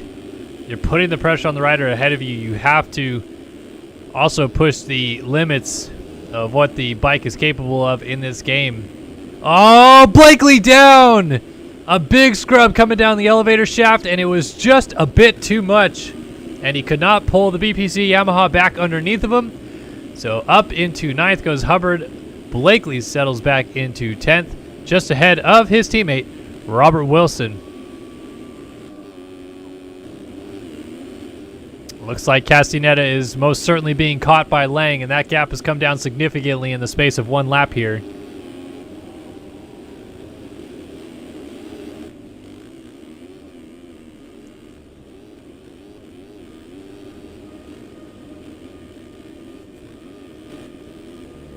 I'm going to check lap times here for Lang. 45.4 his best, 46.9 last time by. 49.7 last time by for Castellaneta, but I think this is going to be slower because that gap closed so much. 52.3. Oh, 58.3. Oh, that's Magnetti. 46.5. Lang up the inside gets around Magnetti for 5th. So suddenly out of nowhere, Magnetti had fallen back to this group. Castellaneta up to 4th. Magnetti and Lang now battling it out for 5th. And that changed the complexion of this battle very quickly. Lang is suddenly looking at the potential of only losing 7 points to Leclerc if he could get up to 4th. But Magnetti, who was comfortably 4th, has just coughed it up. And that is going to open a wave of opportunities here for this one as Castellaneta tries to hold on to 4th, but not for long. Lang is through. So the teammates swapping position. Lang to 4th, Castellaneta back to 5th. Here comes Magnetti.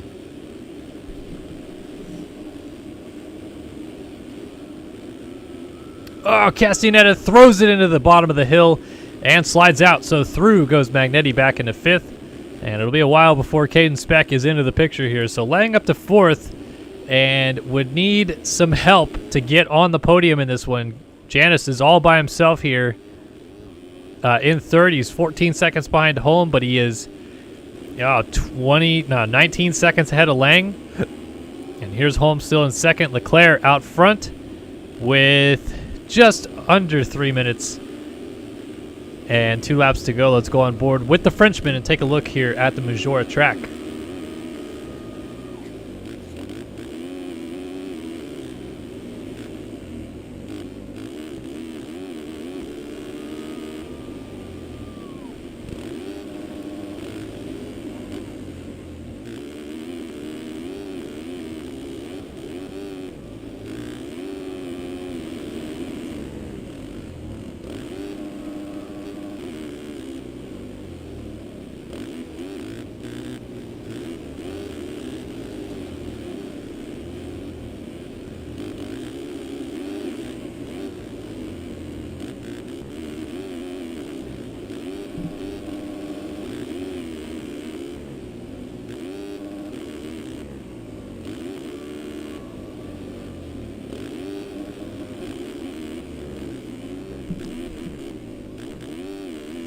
This is the second time I've had it asked tonight, but yes, there is Redbud. It is this Wednesday.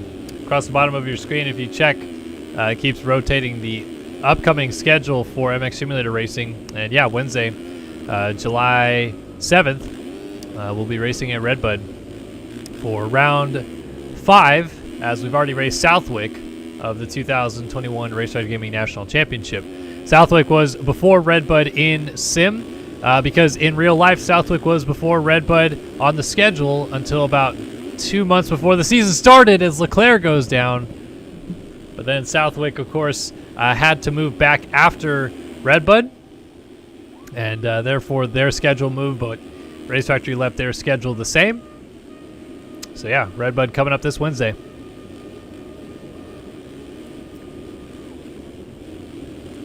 So Leclerc crashing has not changed positions, but Holm has now closed a 23-second deficit to 15.8 instead. And Magnetti, then Lang. Or I'm sorry, Janice, then Lang. Magnetti is still back here dealing with Castellaneta, and a lapped rider as well.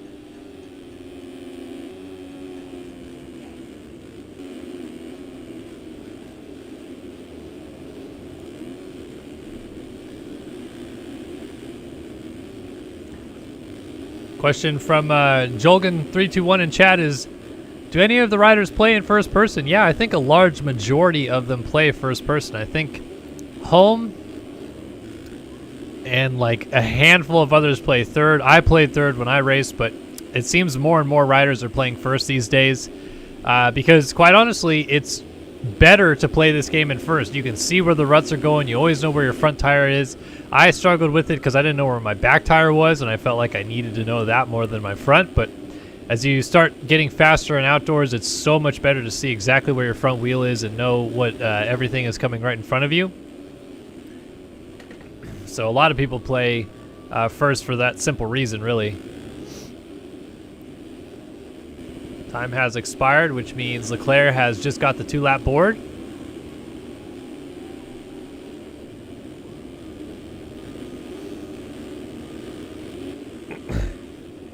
Up to the top of the hill. And 2 laps here at Maggiora for the Frenchman. I don't race in this because honestly I'm not good enough at the game anymore. But I decided to stop really trying to competitively race in this like 5 years ago. It's very, very difficult. You have to be consistently playing this game a lot to be very good at it. And I just didn't have the time to put into it anymore. So retired to broadcasting. Milam wants to know how you race in this. If you go into the description of this video, there is a link to the series, and it'll actually take you to the events page for Race Factor Gaming Grand Prix. But you can also just check out racefactorgaming.com, and that is how you get entered in these races. To be honest, if you've never raced before, it's pretty likely they'll start you off in amateurs or even novice. But you eventually will be able to earn your way up to requesting and being granted a license to race the MX2 class, and eventually a pro license to race the MXGP class. But yeah, it's definitely racefactorgaming.com the place to go for that.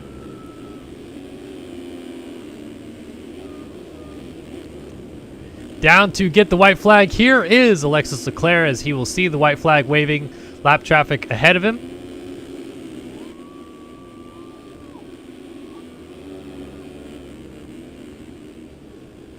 Looks like he is putting his teammate Seberg a lap down, and Seberg has had a rough go of it since the midpoint of this moto. See if we can pick out another battle before anything else. Seberg is currently down in 13th, but is the first rider a lap down. The Rockstar Husky is a team skin, so it's not for public use. So you could download it on the skins thread, but they ask that you do not use it for public use, as it's their team skins. They force you to pay money. Okay. They hold you at your will. You cannot choose to not pay money.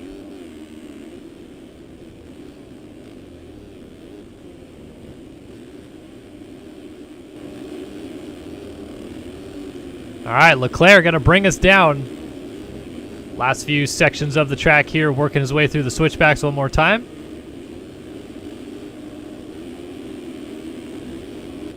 Dropping down the hill, carrying all sorts of momentum as he always does. So quick through every section.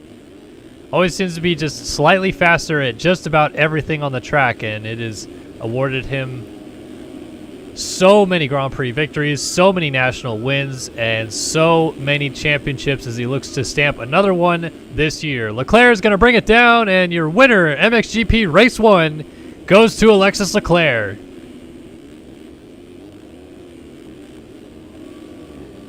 Adam Holm will come down and finish second. Just waiting for him to cross the line. It's going to be Matthias Janus in third. And Lang tried so hard to close the gap down on Janus, but just could not quite get there. So he will have to settle in for fourth, which means he loses 7 points to Leclerc in this moto alone. And the gap goes from 17 to 24. So Leclerc starting to look at almost a full moto distance gap in this short championship. Lang fourth. Luke Magnetti going to come down and finish in fifth. Or will he? Colby Eagland is trying to get to him before the flag. It's a battle down this final straightaway, but Magnetti's got the drive to pull away. And Magnetti going to cross the line in P5. Oh, Eagland's down before the finish line jump. I don't believe Castaneda is going to get there in time, so Eagland's just got to get the ship righted. And he will indeed cross the line 6th, 7th for Castaneda. Chase Blakely will come through and finish 8th. Jacob Hubbard will end up in 9th in this one, as Caden Speck has gone down in 10th. So Kohenauer is going to get 10th on that crash. Speck picks it up in 11th. 12th for Robert Wilson. He's the last guy on the lead lap. Behind that was Dennis Fjellberg, Eduardo Simos. Ben Seberg ended up 15th in this one. Rockefeller 16th. 17th for Jet Wisdom. 18th was Austin LeBeau. 19th for Ethan Parks.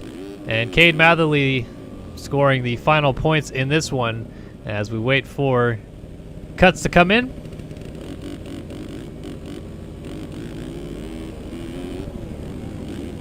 There we go. Let's see if anything changed. Yeah, looks like Rockefeller leapfrogs Seberg for 15th.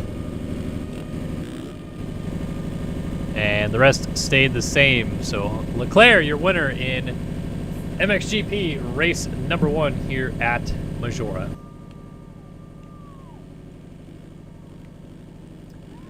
All right, let's do this. Got that. And back to our intermission screen. Welcome back here in the studio. Kellen Brower. Getting ready to bring you guys action. MX2 Race 2 coming up next. We're going to decide an overall winner. And I'm going to decide how delicious this McFlurry is.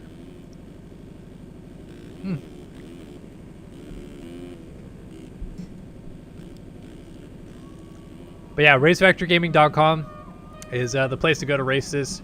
And I mean, I understand where you're coming from, Electric Games, about being forced to pay by moving up, but the point of the novice class is for literally first-time players. So to have people that do a full season of novice and then come back and continue doing novice, it kind of defeats the point of first-time players. Like, by the time you've done a full season of novice, you should be, you know, getting better at the game and moving up to amateurs. That's like the whole point of their system. But yeah, that's why they don't let you do like 8 seasons of novice. That'd be ridiculous, because then all the new players would be discouraged from ever playing or trying, because there's a bunch of players already dominating the novice scene. So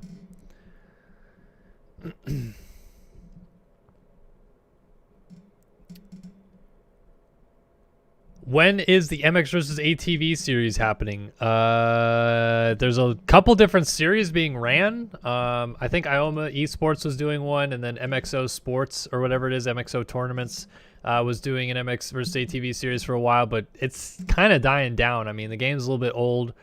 Some people still play it and enjoy it, and that's good for them, but personally, I don't get too much into it. Hello, Griffin. How are you? Would I say that Supercross parity is an all-time high? It's so tough because like the 80s Supercross was ridiculous. There was like a fresh champion for 5 years in a row, and we're not at that level right now. You know, it kind of was to that level almost because it was Dunge 17, then Anderson 18, then Webb 19, and then Tomac in 20, but then Webb won again, so it's the same guy. But you know, you had Bell, Mark Barnett, you had O'Mara, you had Bailey, you had Johnson, you had Ward. Like, there's so many champions in the 80s that it's tough to say it's at its highest point of parity, but it's definitely pretty far up there with like an insane amount of parity compared to where we were with Carmichael and even with RV and Dunge. Like, for the most part, RV had Dunge's number, and then once RV retired, Dunge had everybody's number, so you just didn't have much difference in anything. But yeah, it's pretty far up there now. Do you think MX Bikes will end up being the sim everyone plays or no? Yeah, maybe. The thing that I feel like I'm realizing with MX Bikes is that like it might be hitting its peak as its decline happens almost. Like, we need a game that looks like Supercross 4 graphically and plays like MX Bikes like right now. And there's like no happy medium with that. Like, Bikes graphically looks decent, but it's nowhere close technically to the graphical level of Supercross 4. And so yeah, I mean, like, it's great, and I think it will be a popular simulator for a while, but I also think that if something comes behind it with similar physics and better graphics, then someone's going to jump to that. So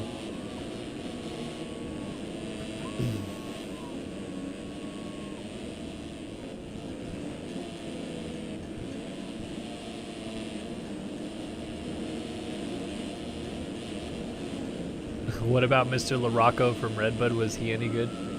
He's not from Redbud. He was from, forget the town that he's from in Michigan. But yeah, he's known as Mr. Redbud basically, right? Because of LaRocco's Leap.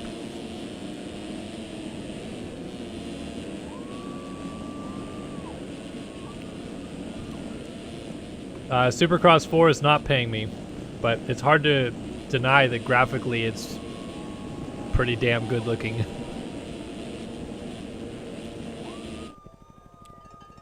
Motocross the Dream has been in development for like 5 years. So, I mean, yes, it looks great, but it's not ready yet. So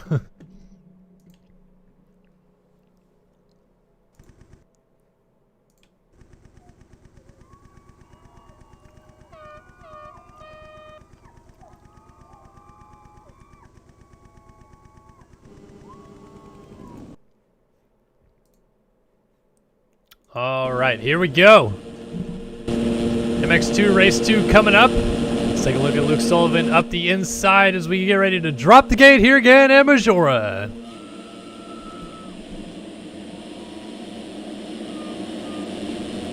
Sullivan side by side into the first corner with Johnson, and Sullivan goes down. It looks like from the outside it was Emmett Sund on the 520 stool bend ride that got the whole shot, and he's actually going to take the early lead. Johnson trying to go up the inside, might get it back away from him, nearly contact up the hill, and Sund is going to control to the outside at the top.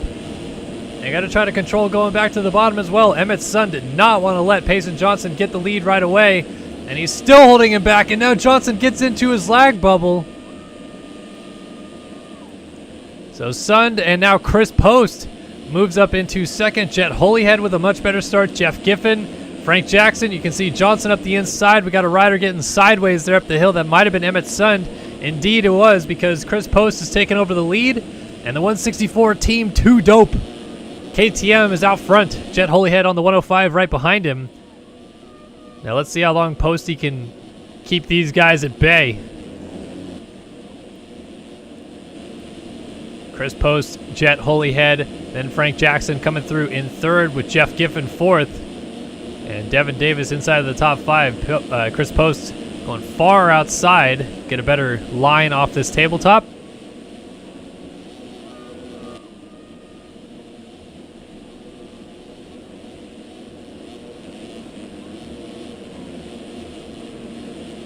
Holyhead and Jackson nearly nose to tail. Almost dualies. I hate calling it dualies when it's just like their natural kick out. Like to see actual large whips.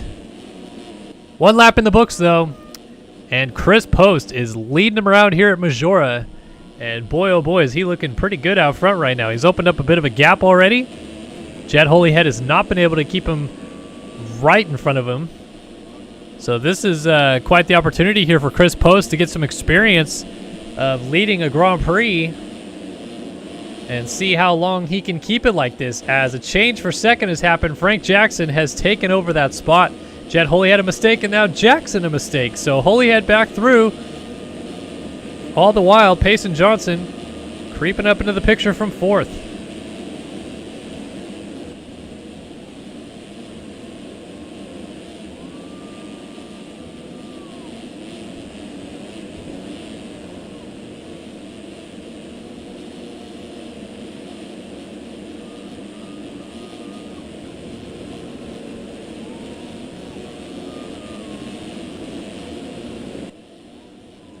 Close battle here still, though, as Jackson trying to get around Holyhead. And they're all trying to catch Chris Post, who is stretching out his lead still as these two work on each other a little bit instead of freight training forward. And it looks like we may have just lost. Yeah, Payson Johnson is lagging. And he gets back together here just in time for us to see him coming down the hill. But some problems there for Payson Johnson. You're now provisional championship leader in this series. Holyhead and Jackson, big whips, both of them.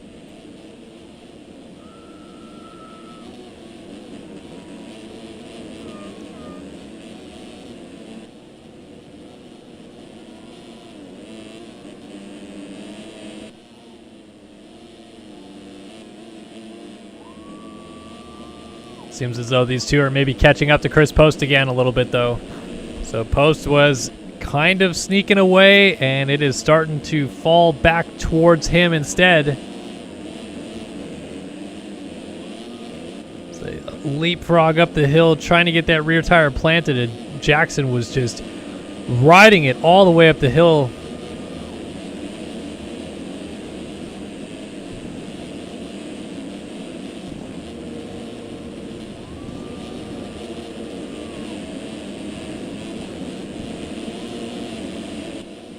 Holyhead now might be creeping up on Post a little bit for the lead. Nothing really has changed until now. Looks like Holyhead has really found his groove, and he's going to go up the inside. So Chris Post is able to lead for the better part of 2.5 laps, but it's now relinquished that to Jet Holyhead. Now let's see if Post has a response as he tries to go to the outside coming down the hill. But Holyhead on the 105 elevated Kawasaki is out front here in Italy. To the outside, Post goes. Might open up an opportunity for Jackson for second. And Johnson still lurking back there. Jackson trying to get his nose in there. Not quite nose to tail just yet.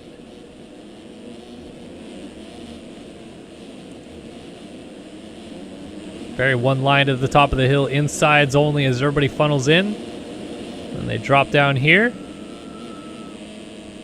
A little mistake for Jackson.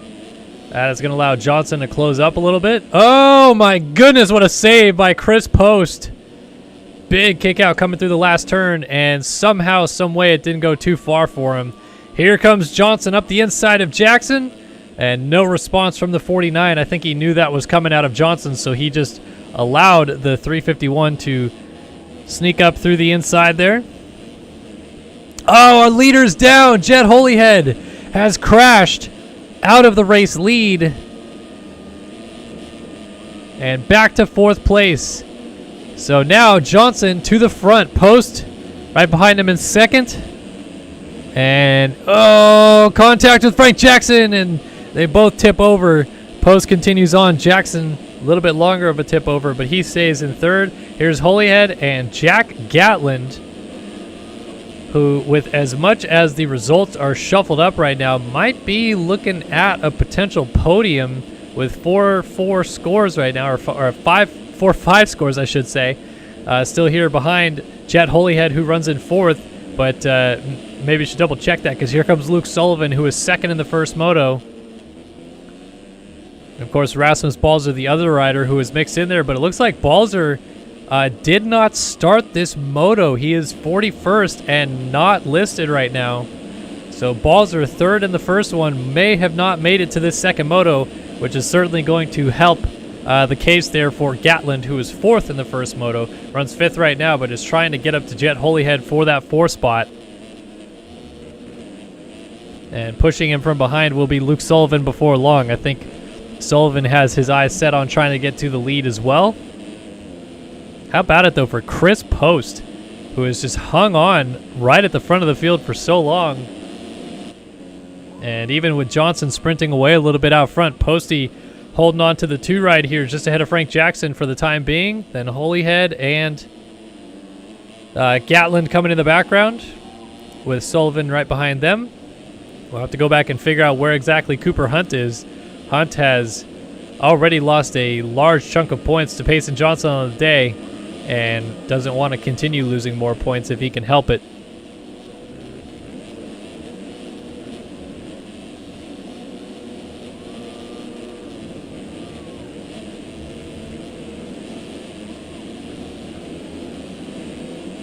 Frank Jackson with a bit of a slide out there.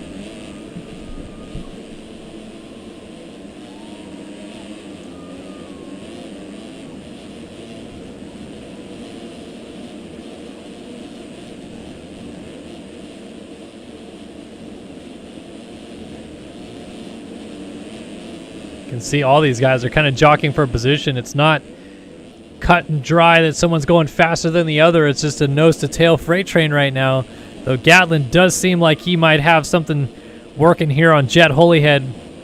Wonder if he has got a spot already picked out that he feels comfortable with, trying to get to that inside there, but not quite able to do anything with it yet. Now Holyhead a mistake and a double pass for Luke Sullivan on the 11. So suddenly, Luke Sullivan just shooting his way from 6th to 4th in a hurry, and Gatland remains 5th, though he had to pass Holyhead to do so. Lap traffic up the inside going down. Oh, there's dualies. That one was definitely dualies. I'll call it like that. But how about that move from Sullivan? That was a good one for sure.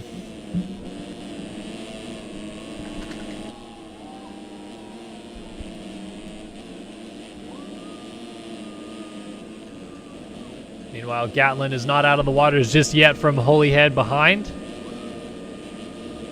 105 Kawasaki trying to close up on the 369 MXS GeoGuessr Yamaha.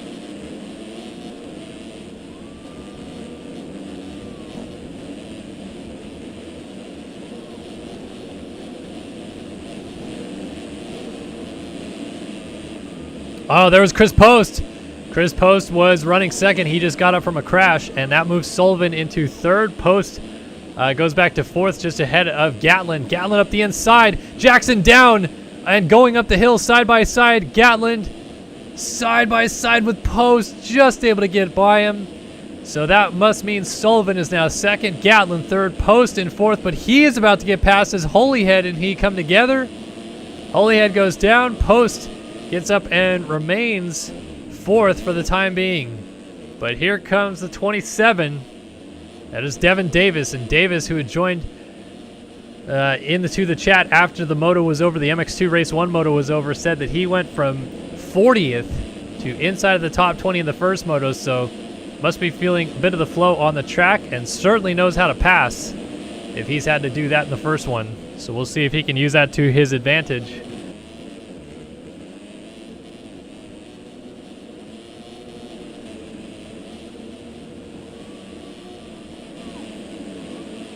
Oh, dualies with Davis throwing fat coming down the hill right there.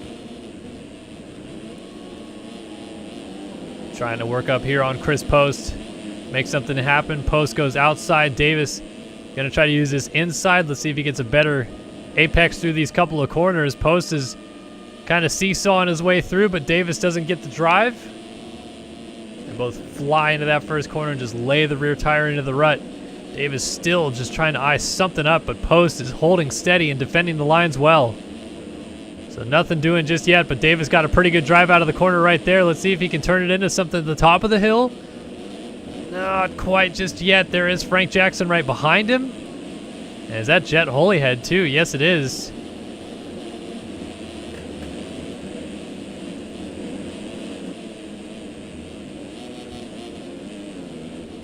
So this is a four-rider train. Post, Davis, Jackson, and Holyhead, but now Jackson goes down, and this was the corner that he crashed in exactly a lap ago. So 2 times in a row for Jackson. There goes Emmett Sund, and that is Seth Shirley on the 80 as well. As Jackson has to deal with them now. Let's go back up to this battle, though. Davis still working on Chris Post, trying to get around him. Uh-oh, we have a battle for the lead, actually. Luke Sullivan has caught Payson Johnson. So something perhaps happening with the 351, or is that just a case of Sullivan up in the pace? There was only about 6 seconds between them when Sullivan moved to second, so I have to imagine there's at least a little bit of a mistake out of Johnson, but suddenly the fight for the lead and the Grand Prix victory is on. Sullivan is all over him, and we'll see whether or not this pressure will push another mistake out of Johnson. Didn't quite get through the corner that clean right there. Oh, Sullivan throws it in, and then contact coming back onto the start straight. So Sullivan gave Johnson a nudge, then Johnson gave it right back to him as they came back onto the start straight through the chicane. So a little bit of antics going on out front. And could that play into the hands of Jack Gatlin behind? As you can see, the Yamaha coming up the hill behind these guys will most certainly be looking at an opportunity to pounce if things get a little feisty. Sullivan almost jumping on Johnson's back coming down the hill. They both get to that middle rut at the bottom. Then turn tight at the top of the hill, just trying to carry momentum. Looks like Johnson has been able to put a couple cleaner corners together, and then a big old oppo whip there, or a turn-up whip as I like to call it. Different options being used by Sullivan, though, outside to in. It looks like Johnson, quite honestly, is just having fun. And maybe he is. Right now he realizes, in the case with himself and Cooper Hunt, he is extending his championship lead quite significantly right now. So there's no need to overdo it. And up the inside goes Sullivan into the race lead. So now what does Johnson have as a response, as we see Cooper Hunt currently P19 on the track on timing and scoring?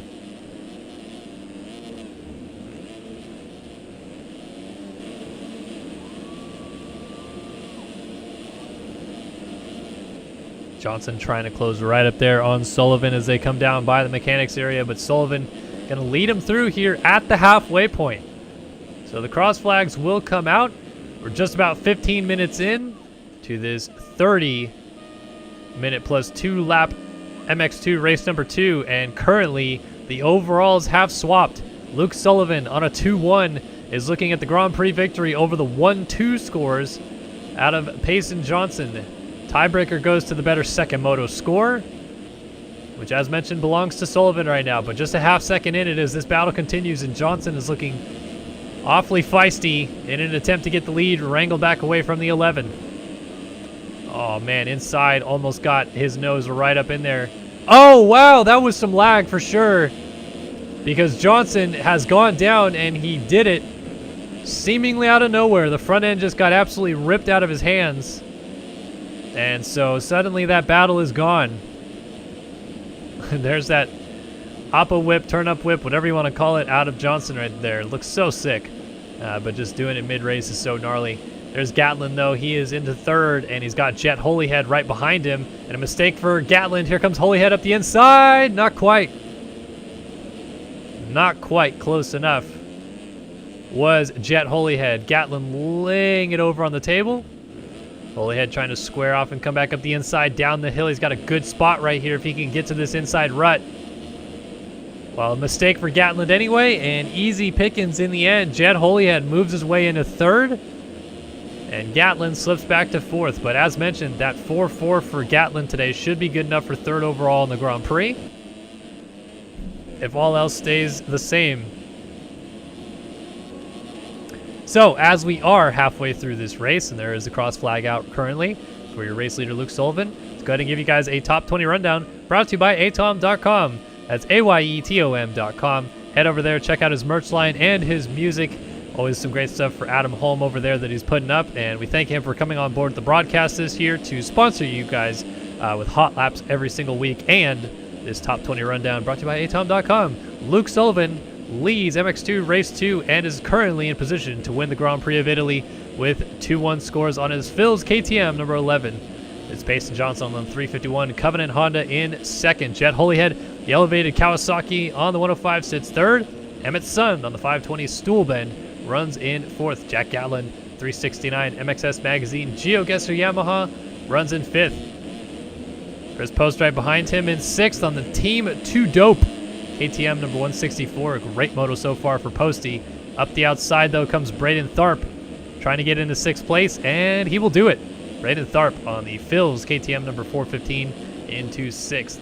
Eighth is Seth Shirley on the atom.com number 80, with ninth, Devin Davis on the 27 Phil's KTM running just inside the top 10, as rounding out our top 10 today is Brett Powers on the General Insurance Wild Side number 40. 11th for Brandon Nygren on the atom.com number 50. It's 12th for Casey Cochran on that BPC number 62. 13th for Frank Jackson. The Team Nami number 49 machine back here ahead of Cooper Hunt in 14th on the Covenant number 20. 15th for Alex Griffiths on the Bakery Film Co. Number 139. 16th is Dylan Adams on the EG Masters of MX.com number 619. 17th for Alex Zellner on the 926 Matrix Concepts machine. 18th goes to Alec Horn on the 310 AEO Power Sports Gas Gas. It's 19th for Dylan Cavacuti on the Underground RC number 18. And 20th is Trevin Thompson on that Cyber Designs number 151. And he just moved into 19th, I should say, as Jonathan Alexander moves to 20th on Phil's KTM number 148, but running number 53 it looks like here, as he was gotten around Dylan Cavacuti, who made a mistake there and appeared to go down. Jet Holyhead has moved into second, which means Johnson has slipped back to third. So things coming unglued a little bit here for Johnson. Go back to battle here between Cochran and Nygren, and they're catching up to Donut ahead of him.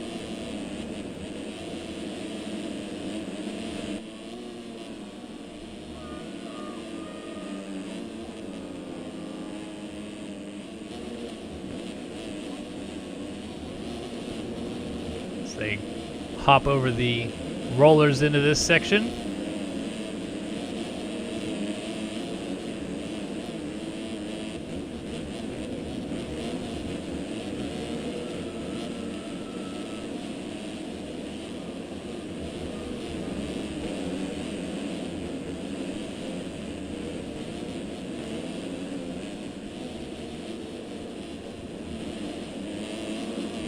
Lap traffic coming into play a little bit. No, excuse me, that is Devin Davis. I thought that was a lapped rider.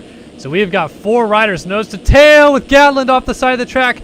Davis goes through, but here comes Donut squeezing through them all. Gatland trying to get him back.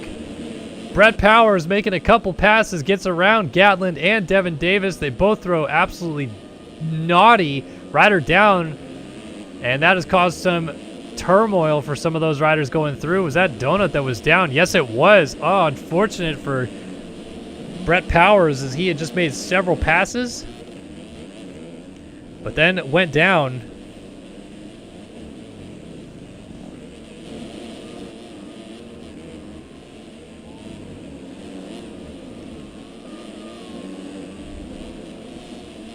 Our front five, front six really pretty separated. Emmett Sund here in 7th, Nygren 8th, Frank Jackson right behind him in 9th, and here's Devin Davis laying it over. So battle for 9th between Frank Jackson and Devin Davis has certainly materialized here.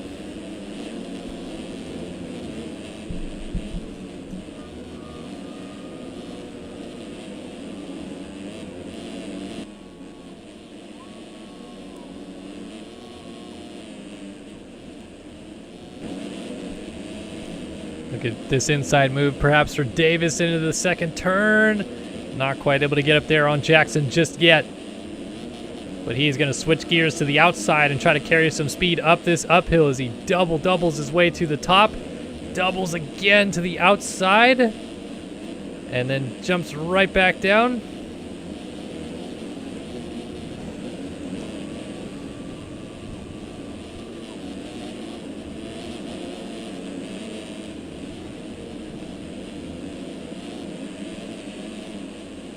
Oh, man, Davis got such a great drive. Contact, and oh, he lands it. Devin Davis landed sideways and front flipped down the hill, and instead it was Jackson who got swapped at the bottom of the hill and went down. So Davis, after the midair contact, somehow rode out of that one and is still ahead of Jack Gatland.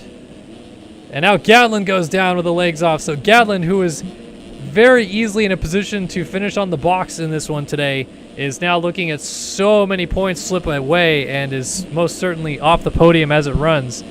Here is Cooper Hunt, though. We have not seen much of Cooper Hunt in this moto, and it is not a good sign for him, down in 14th. And even though Johnson is struggling at the front and not able to hold on to the race lead, he is still gaining ample points against Cooper Hunt right now.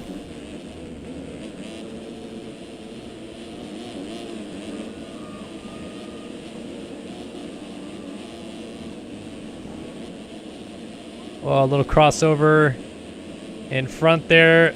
Jackson and Catlin drag racing into the corner there with 7 minutes left on the clock. Catlin trying to square off both of the corners, but honestly, the way that that corner works, it digs deep enough ruts through the chicane that it's kind of a follow the leader thing by the time in this point of the race, because you can't really hop the ruts very easily. They're too deep. So Gatlin trying to size something up after the finish line jump on Jackson just could not make it happen because of that situation. Here is Hunt, though, trying to get up the inside of Donut. Coming down the hill.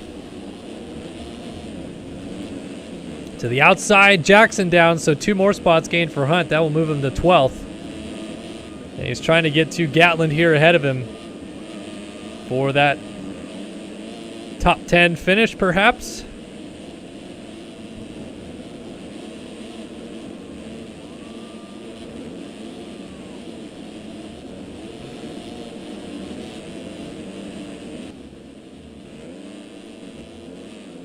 Gatlin and Hunt both laying it over pretty far right there. Little mistake for Gatlin, but Hunt didn't quite get the line that he wanted. Up the road in 9th is Cochran. Davis still runs here in 8th. You got Emmett Sun just ahead of him in 7th. Nygren 6th. Seth Shirley is now up to 5th. Chris Post is 4th, I think. No, sorry, that was Chris Post in 5th.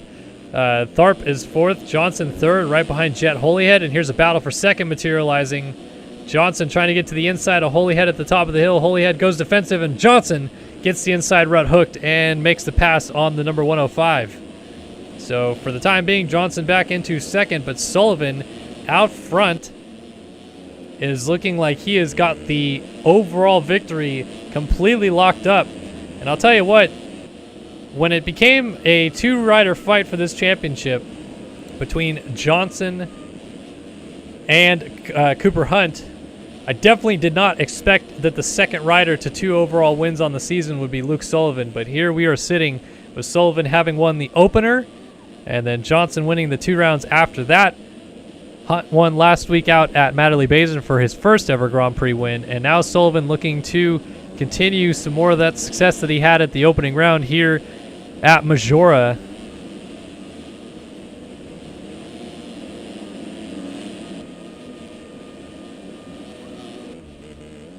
Unless something happens, it's looking like that is going to be the case, because Sullivan's got a pretty sizable advantage with just over 4 minutes and 2 laps left to go.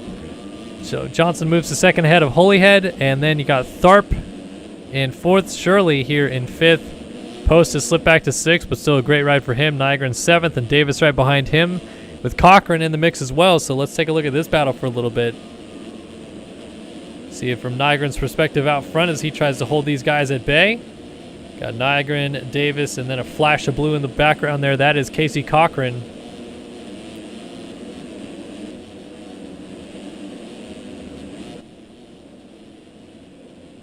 Oh, man.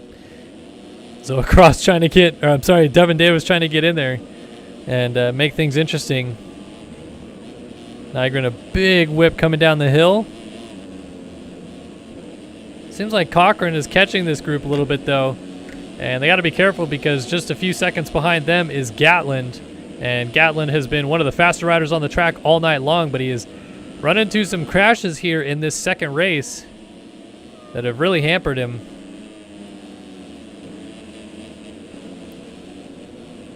Oh, Cochran down in the background. So there goes Gatland, there goes Hunt, and Emmett Sund is not going to get by. Instead, Sund will hit his rear tire and go down.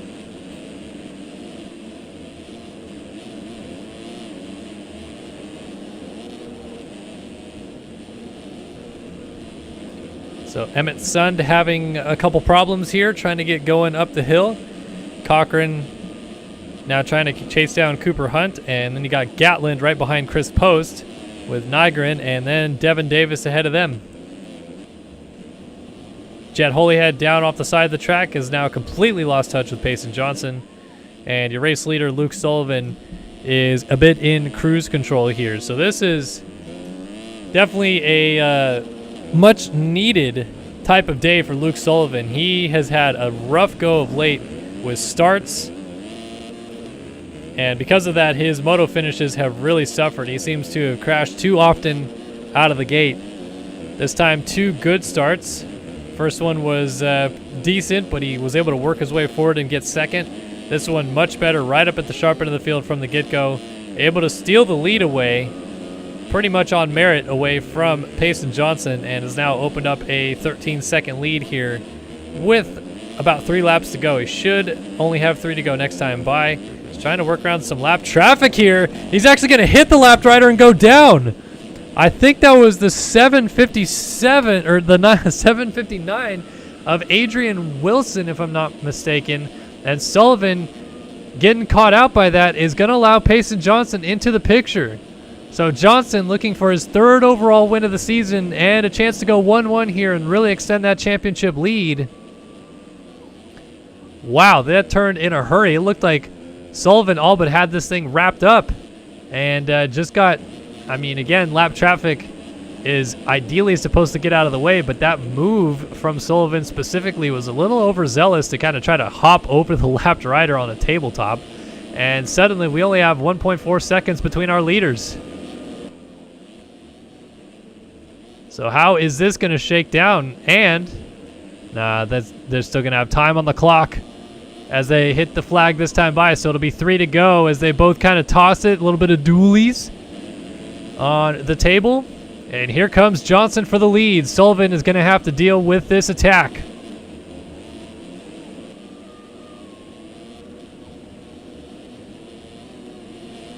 Oh, mistake for Sullivan, and Johnson takes over the race lead. Wow, what a change in such a hurry as well, that things have switched around. The complexion of this race was completely flipped upside down. And now Sullivan has to respond. Johnson just made a mistake, though. Here comes Sullivan up the inside at the top of the hill for the lead. And he's got it back. Johnson trying to respond, launching down the hill, but Sullivan steals it back away from him. This is for the race win and the Grand Prix win, all in the same. 2-1 versus 1-2 scores right now. Johnson trying to make it 1-1 versus 2-2 around the outside. Oh, and a huge whip for Sullivan. And he's down. Sullivan has thrown it away from the race lead, and this time he's not going to have a chance to get it back. He has lost a lot of ground with that crash. And if he waits any longer, Holyhead is going to get here from second. So just like that, it's now a 14-second lead for Payson Johnson.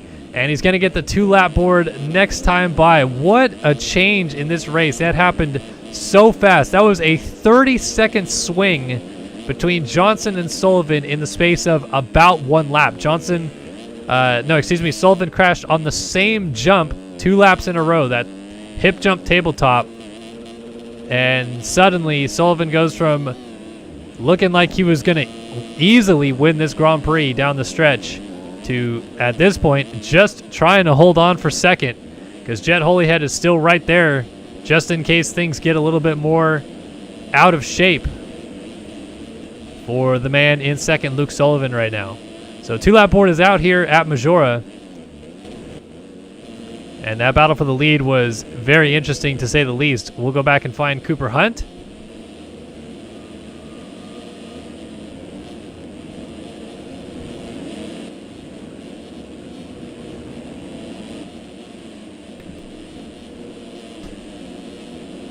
You can see Hunt here just trying to salvage as many points as possible. He's worked his way up to 7th.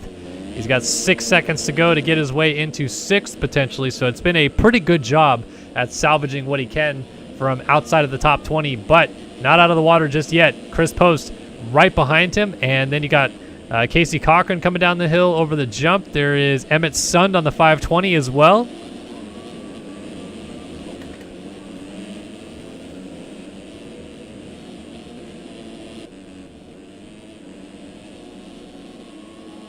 So this is turning into a bit of a 4-rider battle, with Hunt being hunted by everybody behind him.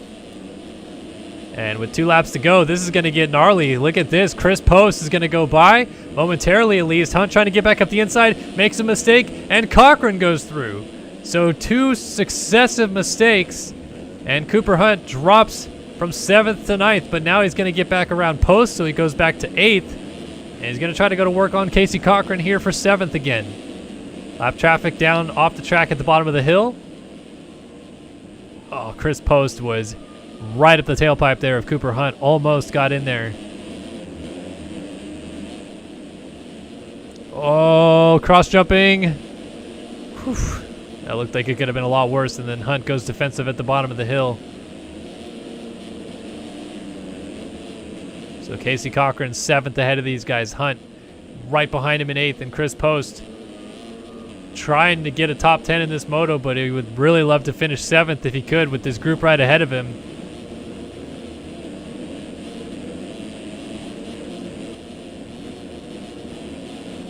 Getting kicked around a little bit is the 164. Cooper Hunt landing a little bit sideways there. Now going to try to deal with this pressure coming down the hill as the white flag has waved for your leader. Hunt sideways again. Post had a line to the outside, but Hunt went defensive again. And it just continues. These two right on top of each other virtually, and Jack Gatlin has been caught. Casey Cochran trying to go to 6th. Gatlin defensive, takes Cochran, and he both down. And Gatlin missed the finish line jump, as did Cochran. Cochran has to circle back and roll the finish line jump. Gatlin has to as well, and he went from battling for 6th to now 9th, and he's stuck on the finish line jump. And that was Brett Powers that hit him, so I wonder if Gatlin's going to get penalized for that track reentry. Meanwhile, Post and Cooper Hunt still going at it here, but now Hunt in a much better position, up to 6th than it could have been. Post is still working on him off the track, because Chris Post looking for a smooth line down the hill.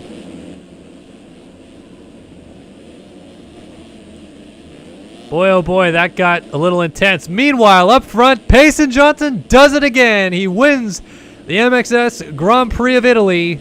1-1 scores on the day. And this man, 2-2 would look so good. But it's not even going to be 2-2, actually, as Jet Holyhead will cross in 2nd. It will be 2nd overall for Sullivan, but he was desperately close to a Grand Prix win here today.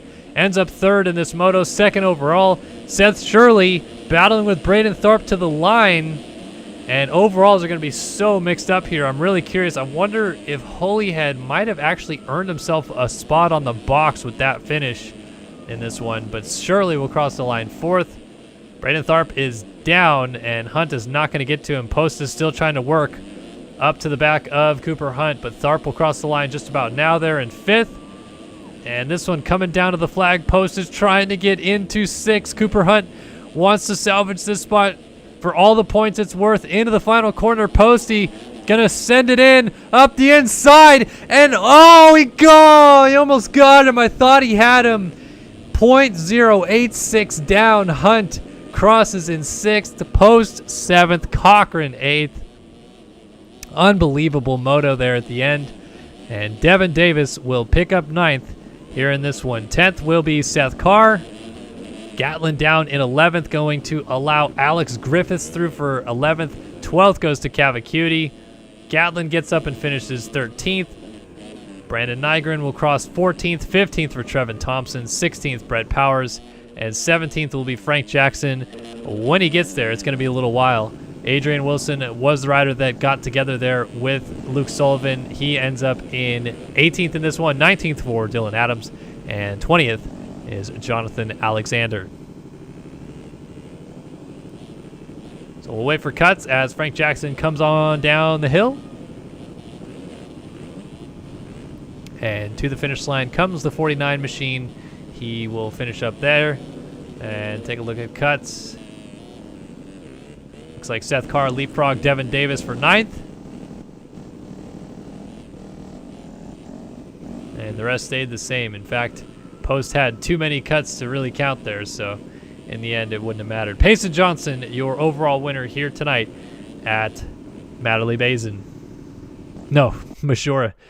My head is just all kinds of fluffed right now, it seems like. I don't know why my nostrils are all stuffy too.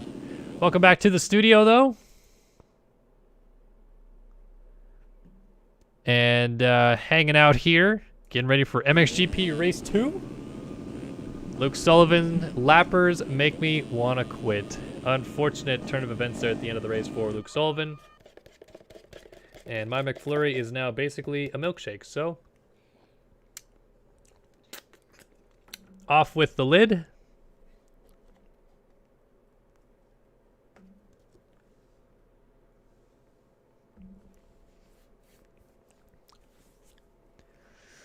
That's rough, Sullivan. Was even in Discord with the guy and still got killed by him.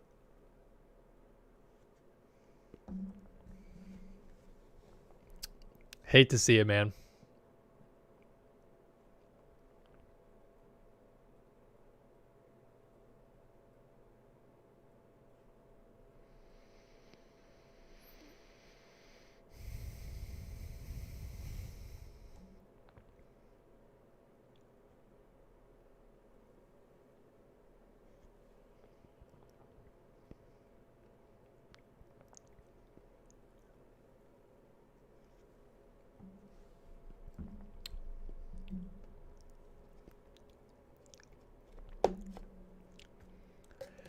Oh, all right. I feel like I'm losing my voice here, so that's why you've maybe heard me stop talking a little bit.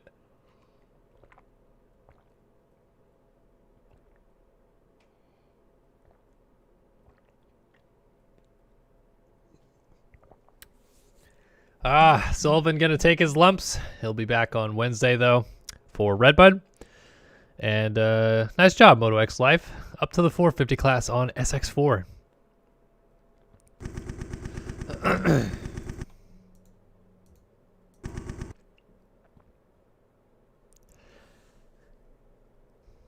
Nope, you can play MX Simulator on a controller. I have a controller right here, and I'll show you myself playing MX Simulator. Let's see if I can even do this.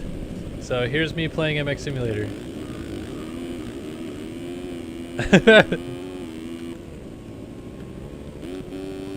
This is really hard with my controller way up here. I feel like I'm playing so awkwardly.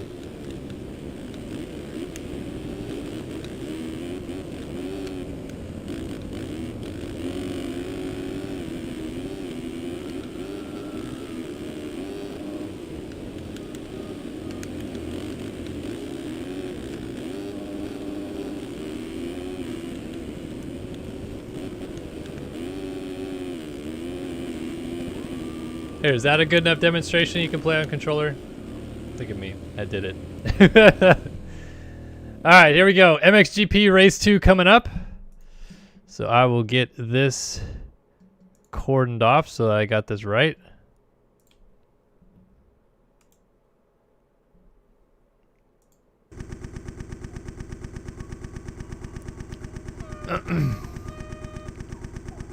Get this moto timer correct as well.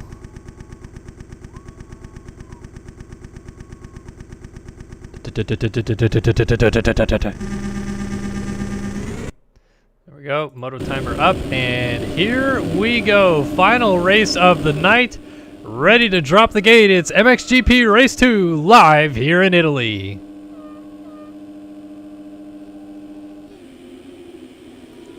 Much better jump for Leclerc this time. He and Holm are going to duke it out for the whole shot. Holm, together with a lot of guys, somehow stayed up, and Luke Magnetti gets the whole shot. Leclerc was down in the first corner, and this is going to set up quite an interesting event. I can see Leclerc. He's about fourth from last coming through the first couple of corners, but it's Magnetti leading him to the top of the hill on the first lap.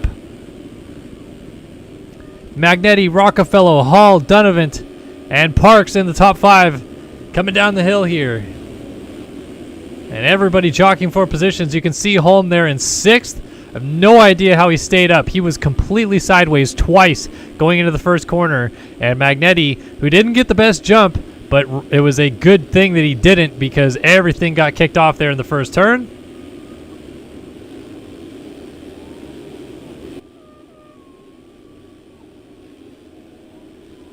And we've got Magnetti out front as the field tries to settle in behind him, and things are getting a little bit gnarly. Rockefeller down, and he just brought Caleb Hall with him. Adam Holm is down.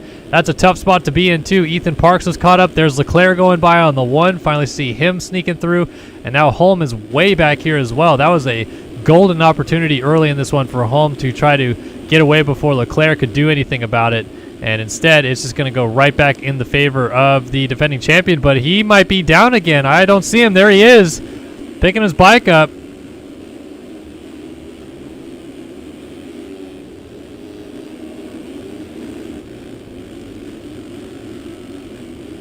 So Leclerc has got a lot of work to do, and he is buried in traffic here.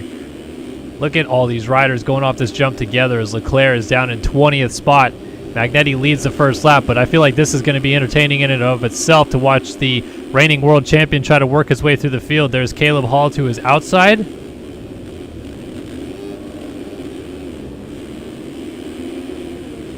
Oh, that was really close. And then Hall gets into a rider down on the straightaway.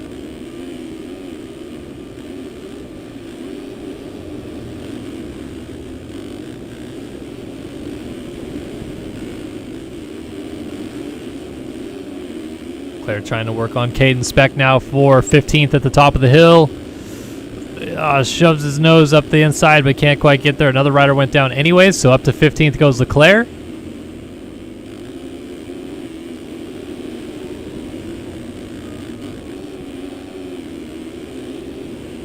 Look at this inside move for Leclerc. Got him up to 14th. Another rider down at the bottom of the hill. A couple riders down, actually, and Leclerc shoots to 12th. So just like that, and in the matter of a half a lap, Leclerc has gone from 20th to 12th.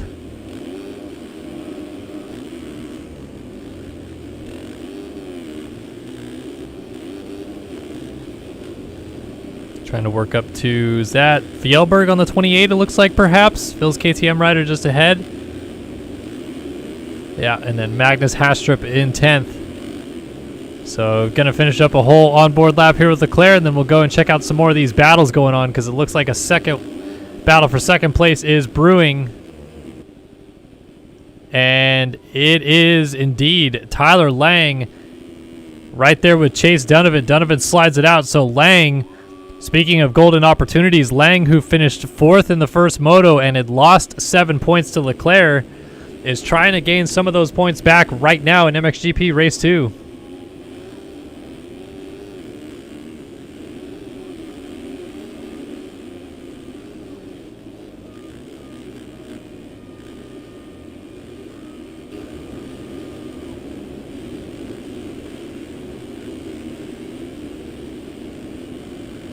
This will be interesting to see if Lang can catch up to Magnetti for the race lead fairly quickly and try to get out of there before potentially Leclerc gets into the mix. Lang has been one of the fastest riders on the track today, but unfortunately for him, he had an awful start in the first moto and had to do a lot of chasing. So hence finishing 4th, and as they entered here provisionally, he was 24 points down the championship, so already in danger of going a full moto's distance behind Leclerc in just the 5th round of this 12-round series.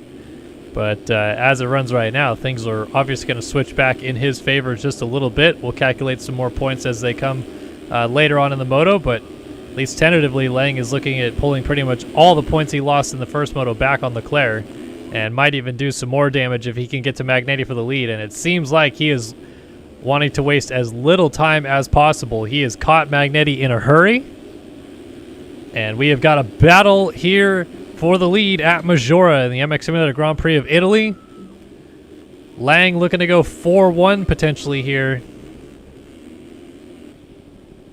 I believe Magnetti was 3rd in the first moto, if I remember correct. So this is essentially a change of positions for the overall if it were going to be these two to settle it. But we have to wait and see where Leclerc can get to.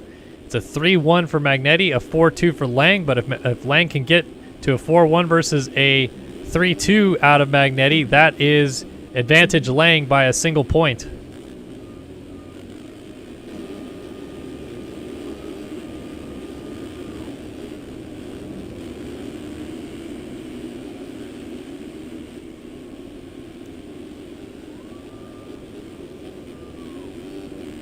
Look at this, Lang trying to get up the inside. Magnetti's doing a really good job right now of upping his pace to match what Lang is doing, but it just seems like it might be a matter of time before Lang can make the pass for the race lead. Both of them kind of pre-jumping that inside roller, and it looks really cool when they do that, but you can see Lang outside to in here, trying to get maybe a spot down the inside, but just has to settle in. That's what I'm saying about Magnetti. Upping his pace, though. He's riding defensively brilliant right now as well. Just putting his bike where Lang is trying to make these passes happen and making it so difficult for the 4. Mistake right there, though. Lang landed very sideways. Good job for him to not let that thing get too far kicked out there. And again, pretty much the same spot they were in a lap ago. Nose to tail over the wall jump down past the mechanics area on to lap number 5 here. MXGP Race 2, battle for the lead at Maggiora. Lang going to try to get up the inside after the finish line jump, and he does. Lang to the race lead. Magnetti right back on him, though, through the chicane. Good action here at the MX Sim Grand Prix of Italy. Outside to in for Lang, not going to work. Magnetti, again, putting his bike where Lang is trying to go. And a little mistake right there, but so far, Magnetti has done just a perfect job.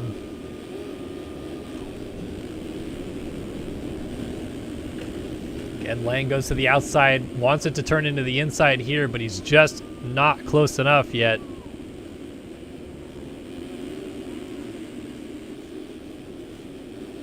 And this is a great fight. These are two guys that on their best can easily win this moto, and we may just very well be looking at two guys that are pushing their best pace at the moment, trying to outdo one another.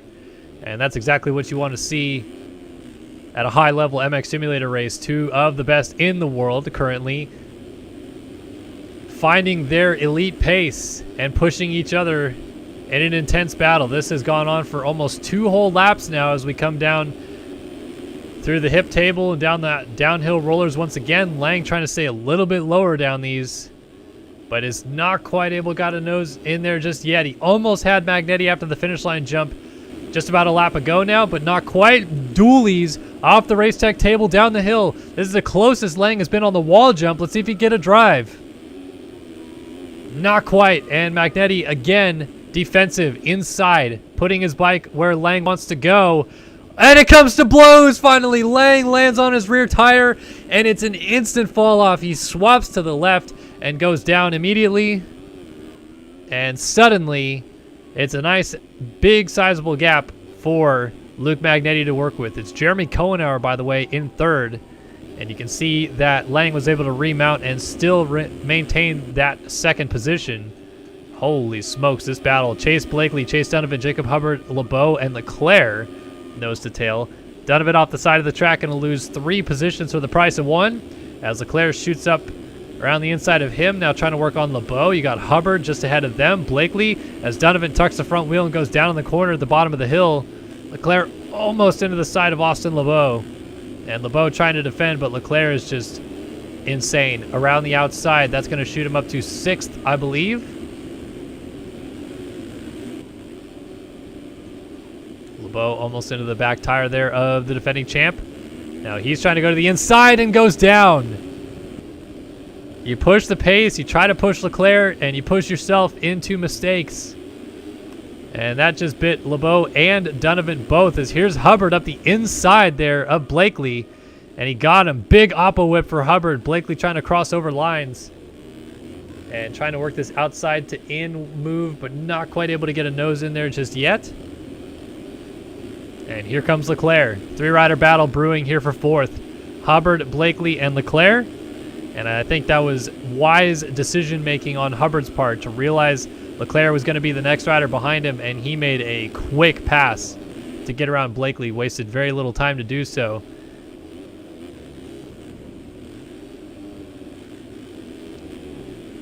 And almost be side by side. Dualies into each other. Cross-jumping. Oh, that's dangerous. And Blakely trying to get the power down, but Leclerc is just going to out-drag him.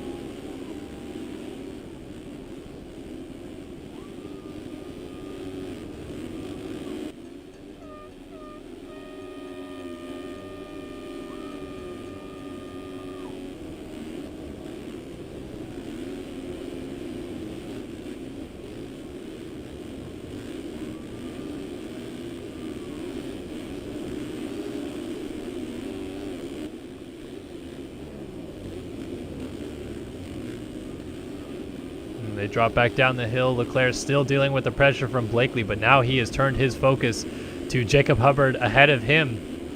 And did these guys get...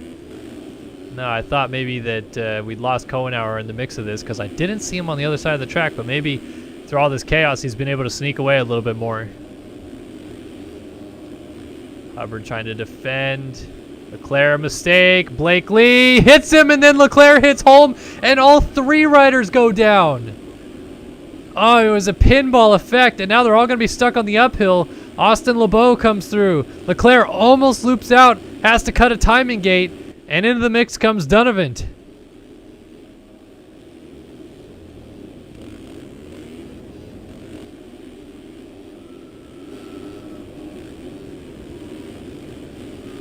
So that was a bit chaotic, and Leclerc going to waste a little time to get back around Austin LeBeau.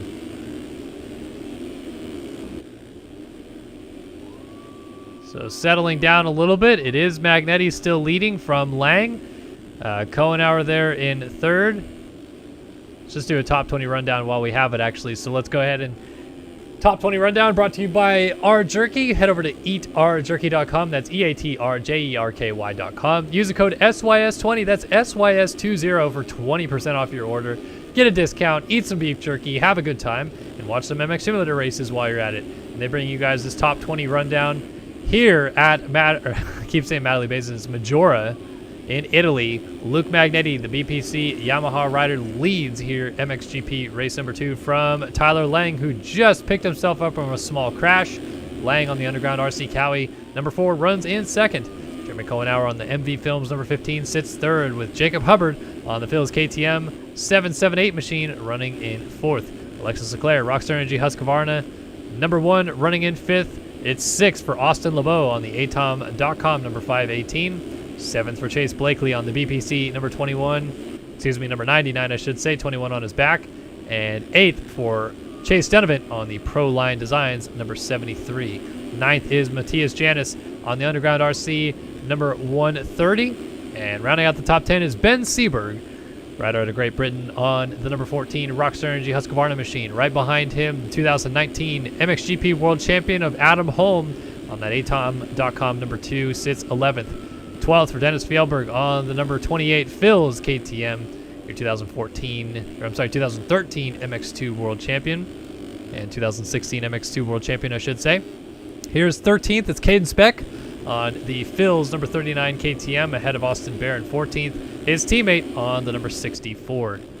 15th for Caleb Hall on the Underground RC number 45. Might get passed by Cade Matherly on the Stance 100, but not quite just yet, as he is able to hold on, and it's Cade Matherly occupying 16th. 17th for Ethan Parks on the SYS Racing Heckman Productions number 32.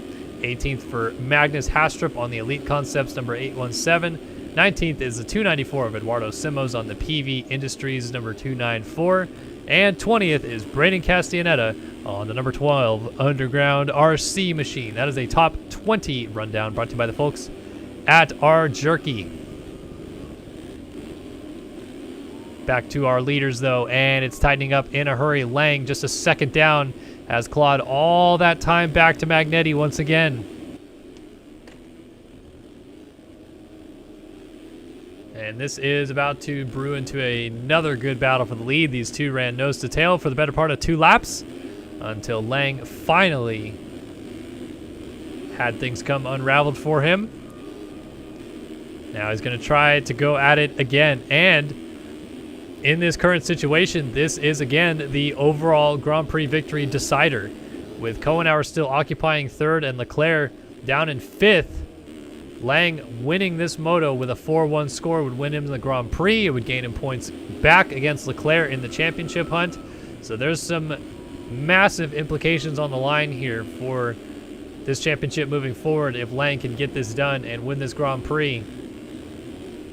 Of course, with still half this GP left, though, or half this race left, I should say, we got to keep an eye on Alexis Leclerc and whether or not he could get into 3rd, which would seal him the Grand Prix victory for himself if Lang wins the moto. As it stands, though, Magnetti, with what we believe are 3-1 scores, I guess I could double check that, but Magnetti 3-1 scores would be your overall winner.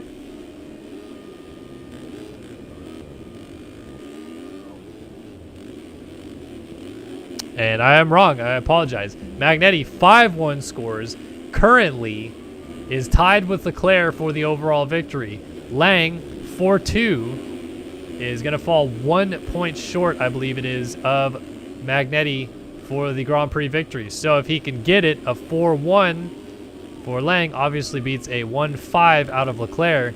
But Leclerc then, if he can get into 3rd, controls his own fate with no Adam Holm or Matthias Janis in this group. So these two riders have a lot on the line in terms of winning this Grand Prix as they try to hold one another off. Lang closing up very quickly on Magnetti, tries to shoot to the outside and gets the power down on his Underground RC. Cowie still sweeping to the outside down the hill, pulls alongside, into the lead goes Lang, and into a position to win the Grand Prix for the number 4.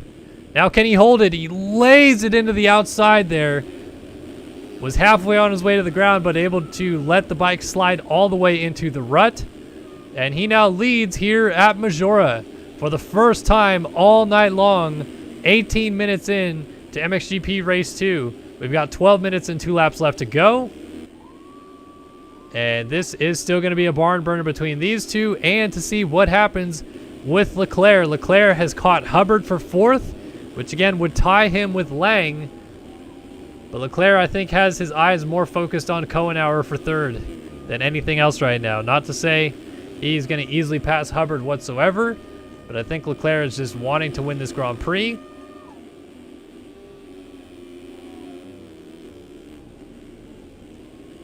Hubbard, for what it's worth, has done a pretty good job of every time Leclerc gets a little closer, he's able to inch back away like that. You see a mistake out of Leclerc. Hubbard just putting his bike in all the right places and putting together smooth, consistent laps that are making it difficult for Leclerc to capitalize on anything that he makes a mistake on. You can see Kohenauer, though. These two have definitely caught Kohenauer quite significantly in the last 10 or so minutes as we approach the end of the second third of this race and crest into the final third of MXGP Race 2 at Maggiora in Italy. So Leclerc a 44.7, 48.4 for Hubbard right behind him, and it's very clear to see who is the faster rider in this group. But it's one thing to be the fastest rider. Can you make the passes happen? And he does. He is around Hubbard and into 4th. And Hubbard immediately goes down. So that is going to be good news, good sight for Leclerc. He's got 5 seconds to get to Kohenauer. And Kohenauer did a 48.4 last time by. So not a bad lap whatsoever. But when the guy behind you is going 44.7, it's not going to cut it. And Leclerc has now got free air to work with as well, which is huge for him. So let's see how this boils down. In and out of the final corner, and it's a 44.9, so backs up the fastest lap of the race with the second fastest lap of the race at a 44.9. And while Lang pulls out a sizable lead, seems as though Magnetti's lost touch with him, then Kohenauer, and only 3 seconds in it now between Leclerc and Kohenauer.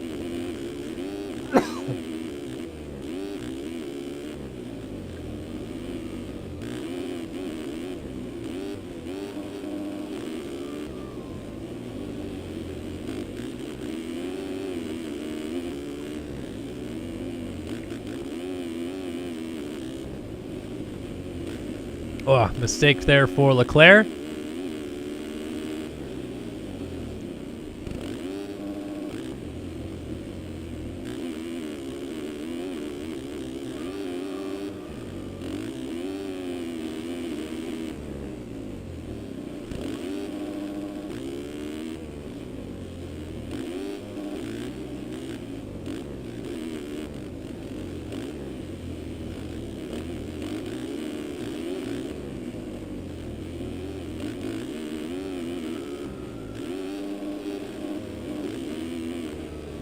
Just kind of mesmerized watching Leclerc try to work his magic here.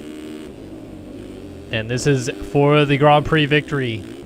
So a little over 8 minutes and 2 laps still to go, but Leclerc is not going to waste much more time. Dualies with Kohenauer as they come down the hill, and the battle for third is on. And the battle for the Grand Prix victory in the sake of Leclerc. A 1-3 will be plenty enough to get it done.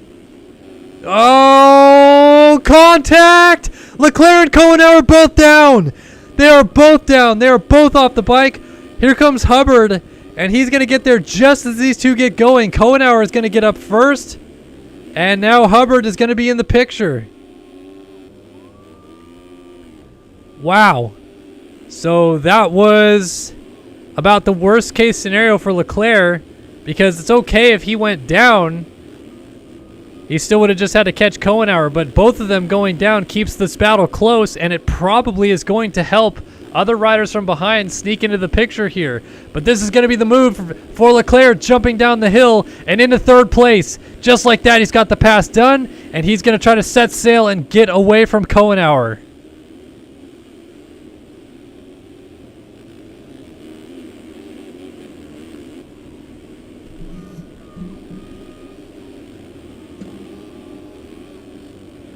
Little mistake at the bottom of the hill, but a nice job to corral it. And as Leclerc has now moved up to third, that is the Grand Prix victory sealed in his favor if he stays there. But Kohenauer wants a piece of it. Got Hubbard. Blakely's a little far back, and then Matthias Janis. Remember, he was third in the first moto. Adam Holm finished second in the first moto. So the overall's going to be a little bit mixed up here.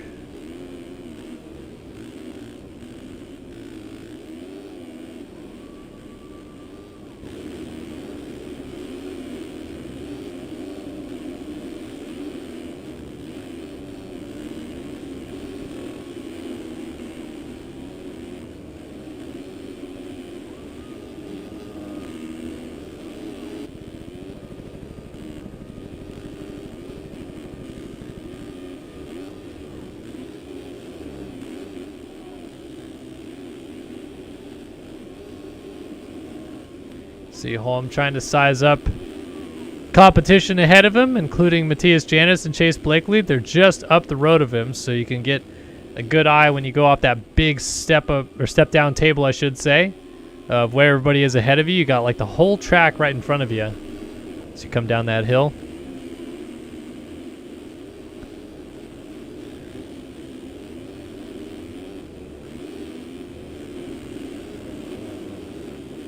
Leclerc has already stretched out his gap on Jeremy Cohenauer. And meanwhile, Hubbard is going to try to close up on Cohenauer next if he can, with 5 minutes and 2 laps left to go.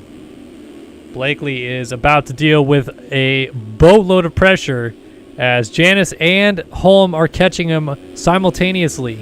And it's kind of turning it into a 3-rider battle here for 6th, with Blakely trying to hold on as the 2 riders from behind are definitely pushing the envelope. Janice with a pretty good drive, going to get to the inside at the top of the hill. Gets that little pre-jump scrub, and it just looks oh so silky smooth out of the 130. Cuts back up to the inside. That's going to be the pass done if he can keep this inside line to the bottom. Oh, little mistake. Blakely going to fight back, and he's got him back. And these two making contact and exchanging blows is going to allow Holm into the picture. Blakely just going to force Janice wide. Janice down. So that was expected to be coming with the way that those two are racing each other. And Fjellberg almost hitting Janice, has to nearly come to a complete stop. And Janice remains ahead of him. So now can Holm get Blakely for 6th?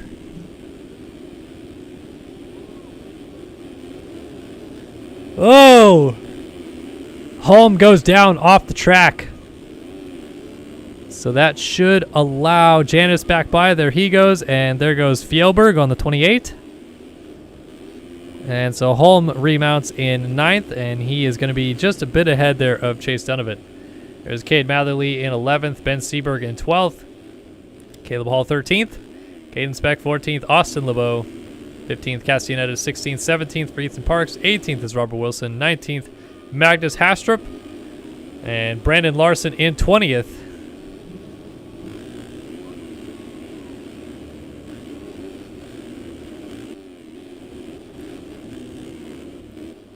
Back to our race leader, though, with 3.5 minutes plus 2 laps to go, Tyler Lang. And his consolation for this ride is that he is doing everything he possibly can to claw some points back against Leclerc. Entered 17 points down on the day. He will leave 19 points down. So he only loses 2 points. He'll end up 2nd overall as it runs. But I think he'll be a bit upset about the way that the first moto played out. He certainly had the pace here tonight, fastest qualifier. But you just cannot start that far behind Alexis Leclerc and expect things to work out in your favor. And it certainly did not for Lang in that first moto, only getting to 4th. So he'll go back to the drawing board and look to come out swinging next time out in France. But obviously, he'll also turn his attention to Redbud a little bit later this week on Wednesday, where he still sits in a pretty good position to fight for the title in the Race Factor Gaming National Championship. Here is Magnetti, though, who has dropped off to 9.2 seconds behind Tyler Lang. So he's basically about a second or a second and a half a lap slower than Lang, it would appear. When they were pushing the envelope, both of them seemed like they could run the same pace, but Lang in free air looks like he's just that much quicker. And for Magnetti, I think the goal at this point then is to try to do whatever you can to not let Leclerc catch you. So don't crash, just put in your consistent laps. They're coming to 3 to go this time by for the lead group.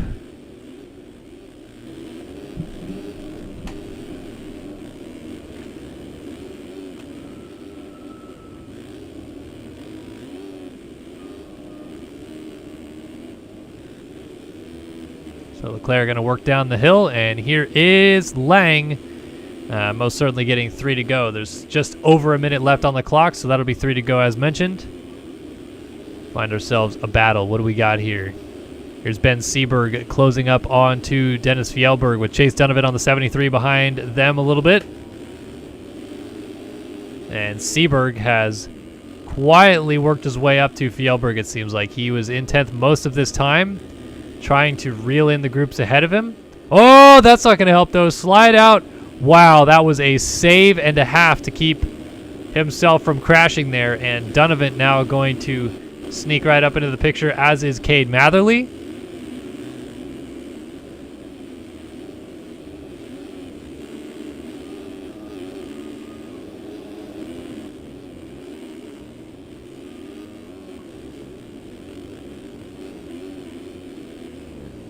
Matherly just trying to work right up to the rear fender there of Chase Donovan, but not quite close enough just yet. Over that wall jump and trying to get the power down on the backside as they come blasting into the next turn.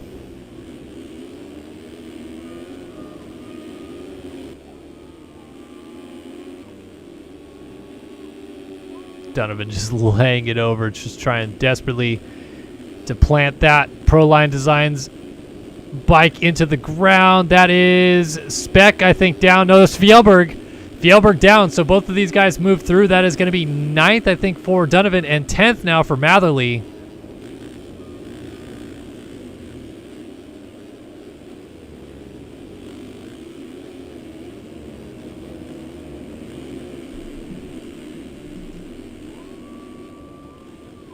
Another rider down. That's Seberg.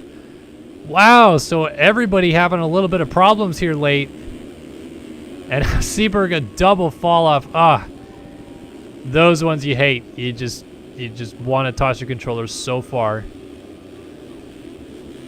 Donovan dealing with all this pressure, though, from Matherly. And the 100 stance machine is right on his heels, nipping at the opportunity. See if he goes up the inside here. Yes, he does, and that's going to be the pass made. And he might lose another spot. Here comes Fjellberg up the inside into this corner as well.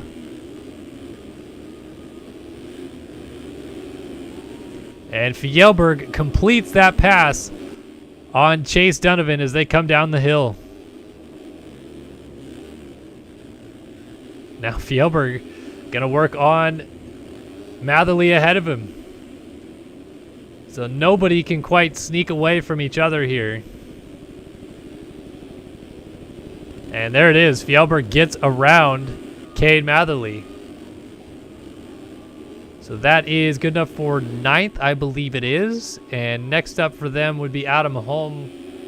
But he is 10 seconds up the road. So it's really just a battle for 9th that these guys are trying to settle and be there in case Janice, Holm, Blakely, or anybody else has a disaster couple laps here in the closing stages of this one.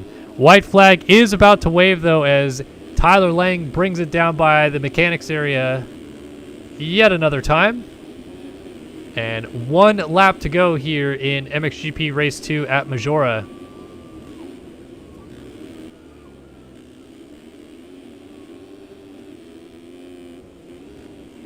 So Tyler Lang has done everything he possibly can to salvage today's points effort here in MXGP Race 2.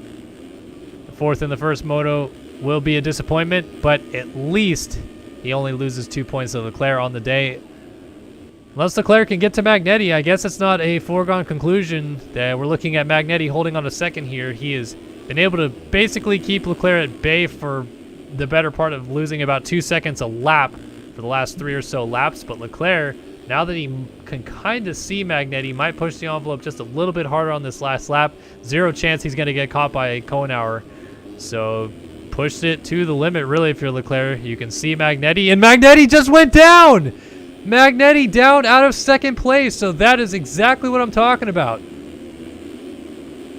Gotta still be in it just in case those late opportunities present themselves, and Leclerc now going to gain 4 points on Lang for the day. Going to go 1-2 for the Grand Prix victory. And Magnetti will be beside himself. He had 2nd place locked up.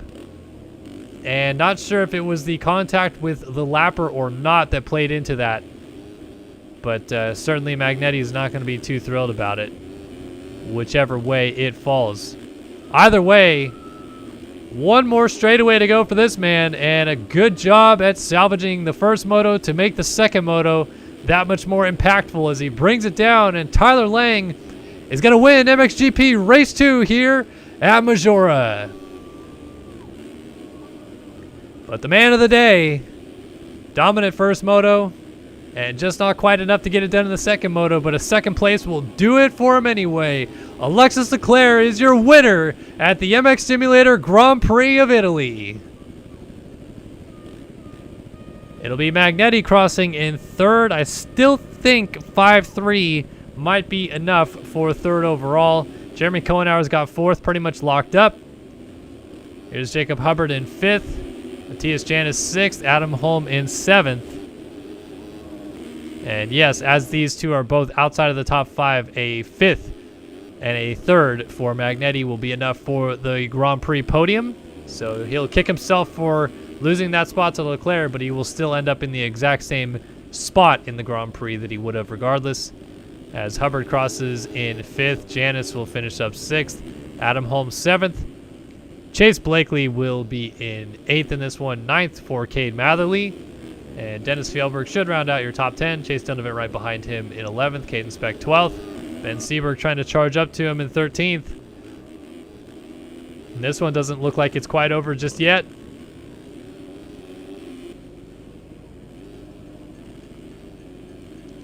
Dropping down the hill, Seberg is going to try to get a drive off this wall jump, but I think it's going to be too little too late for the Brighton.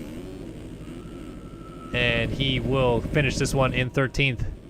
Austin LeBeau will be 14th, Caleb Hall 15th, and then Braden Castaneda, the first rider, lap down in 16th, 17th for Robert Wilson, 18th was Ethan Parks, 19th for Magnus Hastrup, and 20th for Brandon Larson. Wait for 2 more riders to cross. We'll get ourselves some cuts in this one and see what exactly this race gave us for an official result.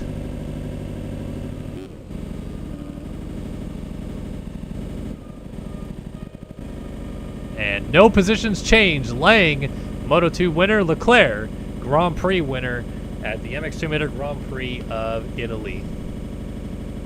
All right, ladies and gentlemen, boys and girls, this is the time that we say goodnight on this lovely evening of racing here in MX Simulator. But hopefully you guys had a lot of fun watching here. Maggiora Park hosting round 5 of the 2021 MX Simulator Grand Prix World Championship. Of course, big shout out to rjerky and atom.com for coming on board with the stream this year. And thank you to all of you guys as well for showing up every week, showing your support, getting active in the chat, and making this thing entertaining throughout for me to broadcast to you guys. Always appreciate the live audience, and hopefully you guys appreciated the show that we put on here for you tonight.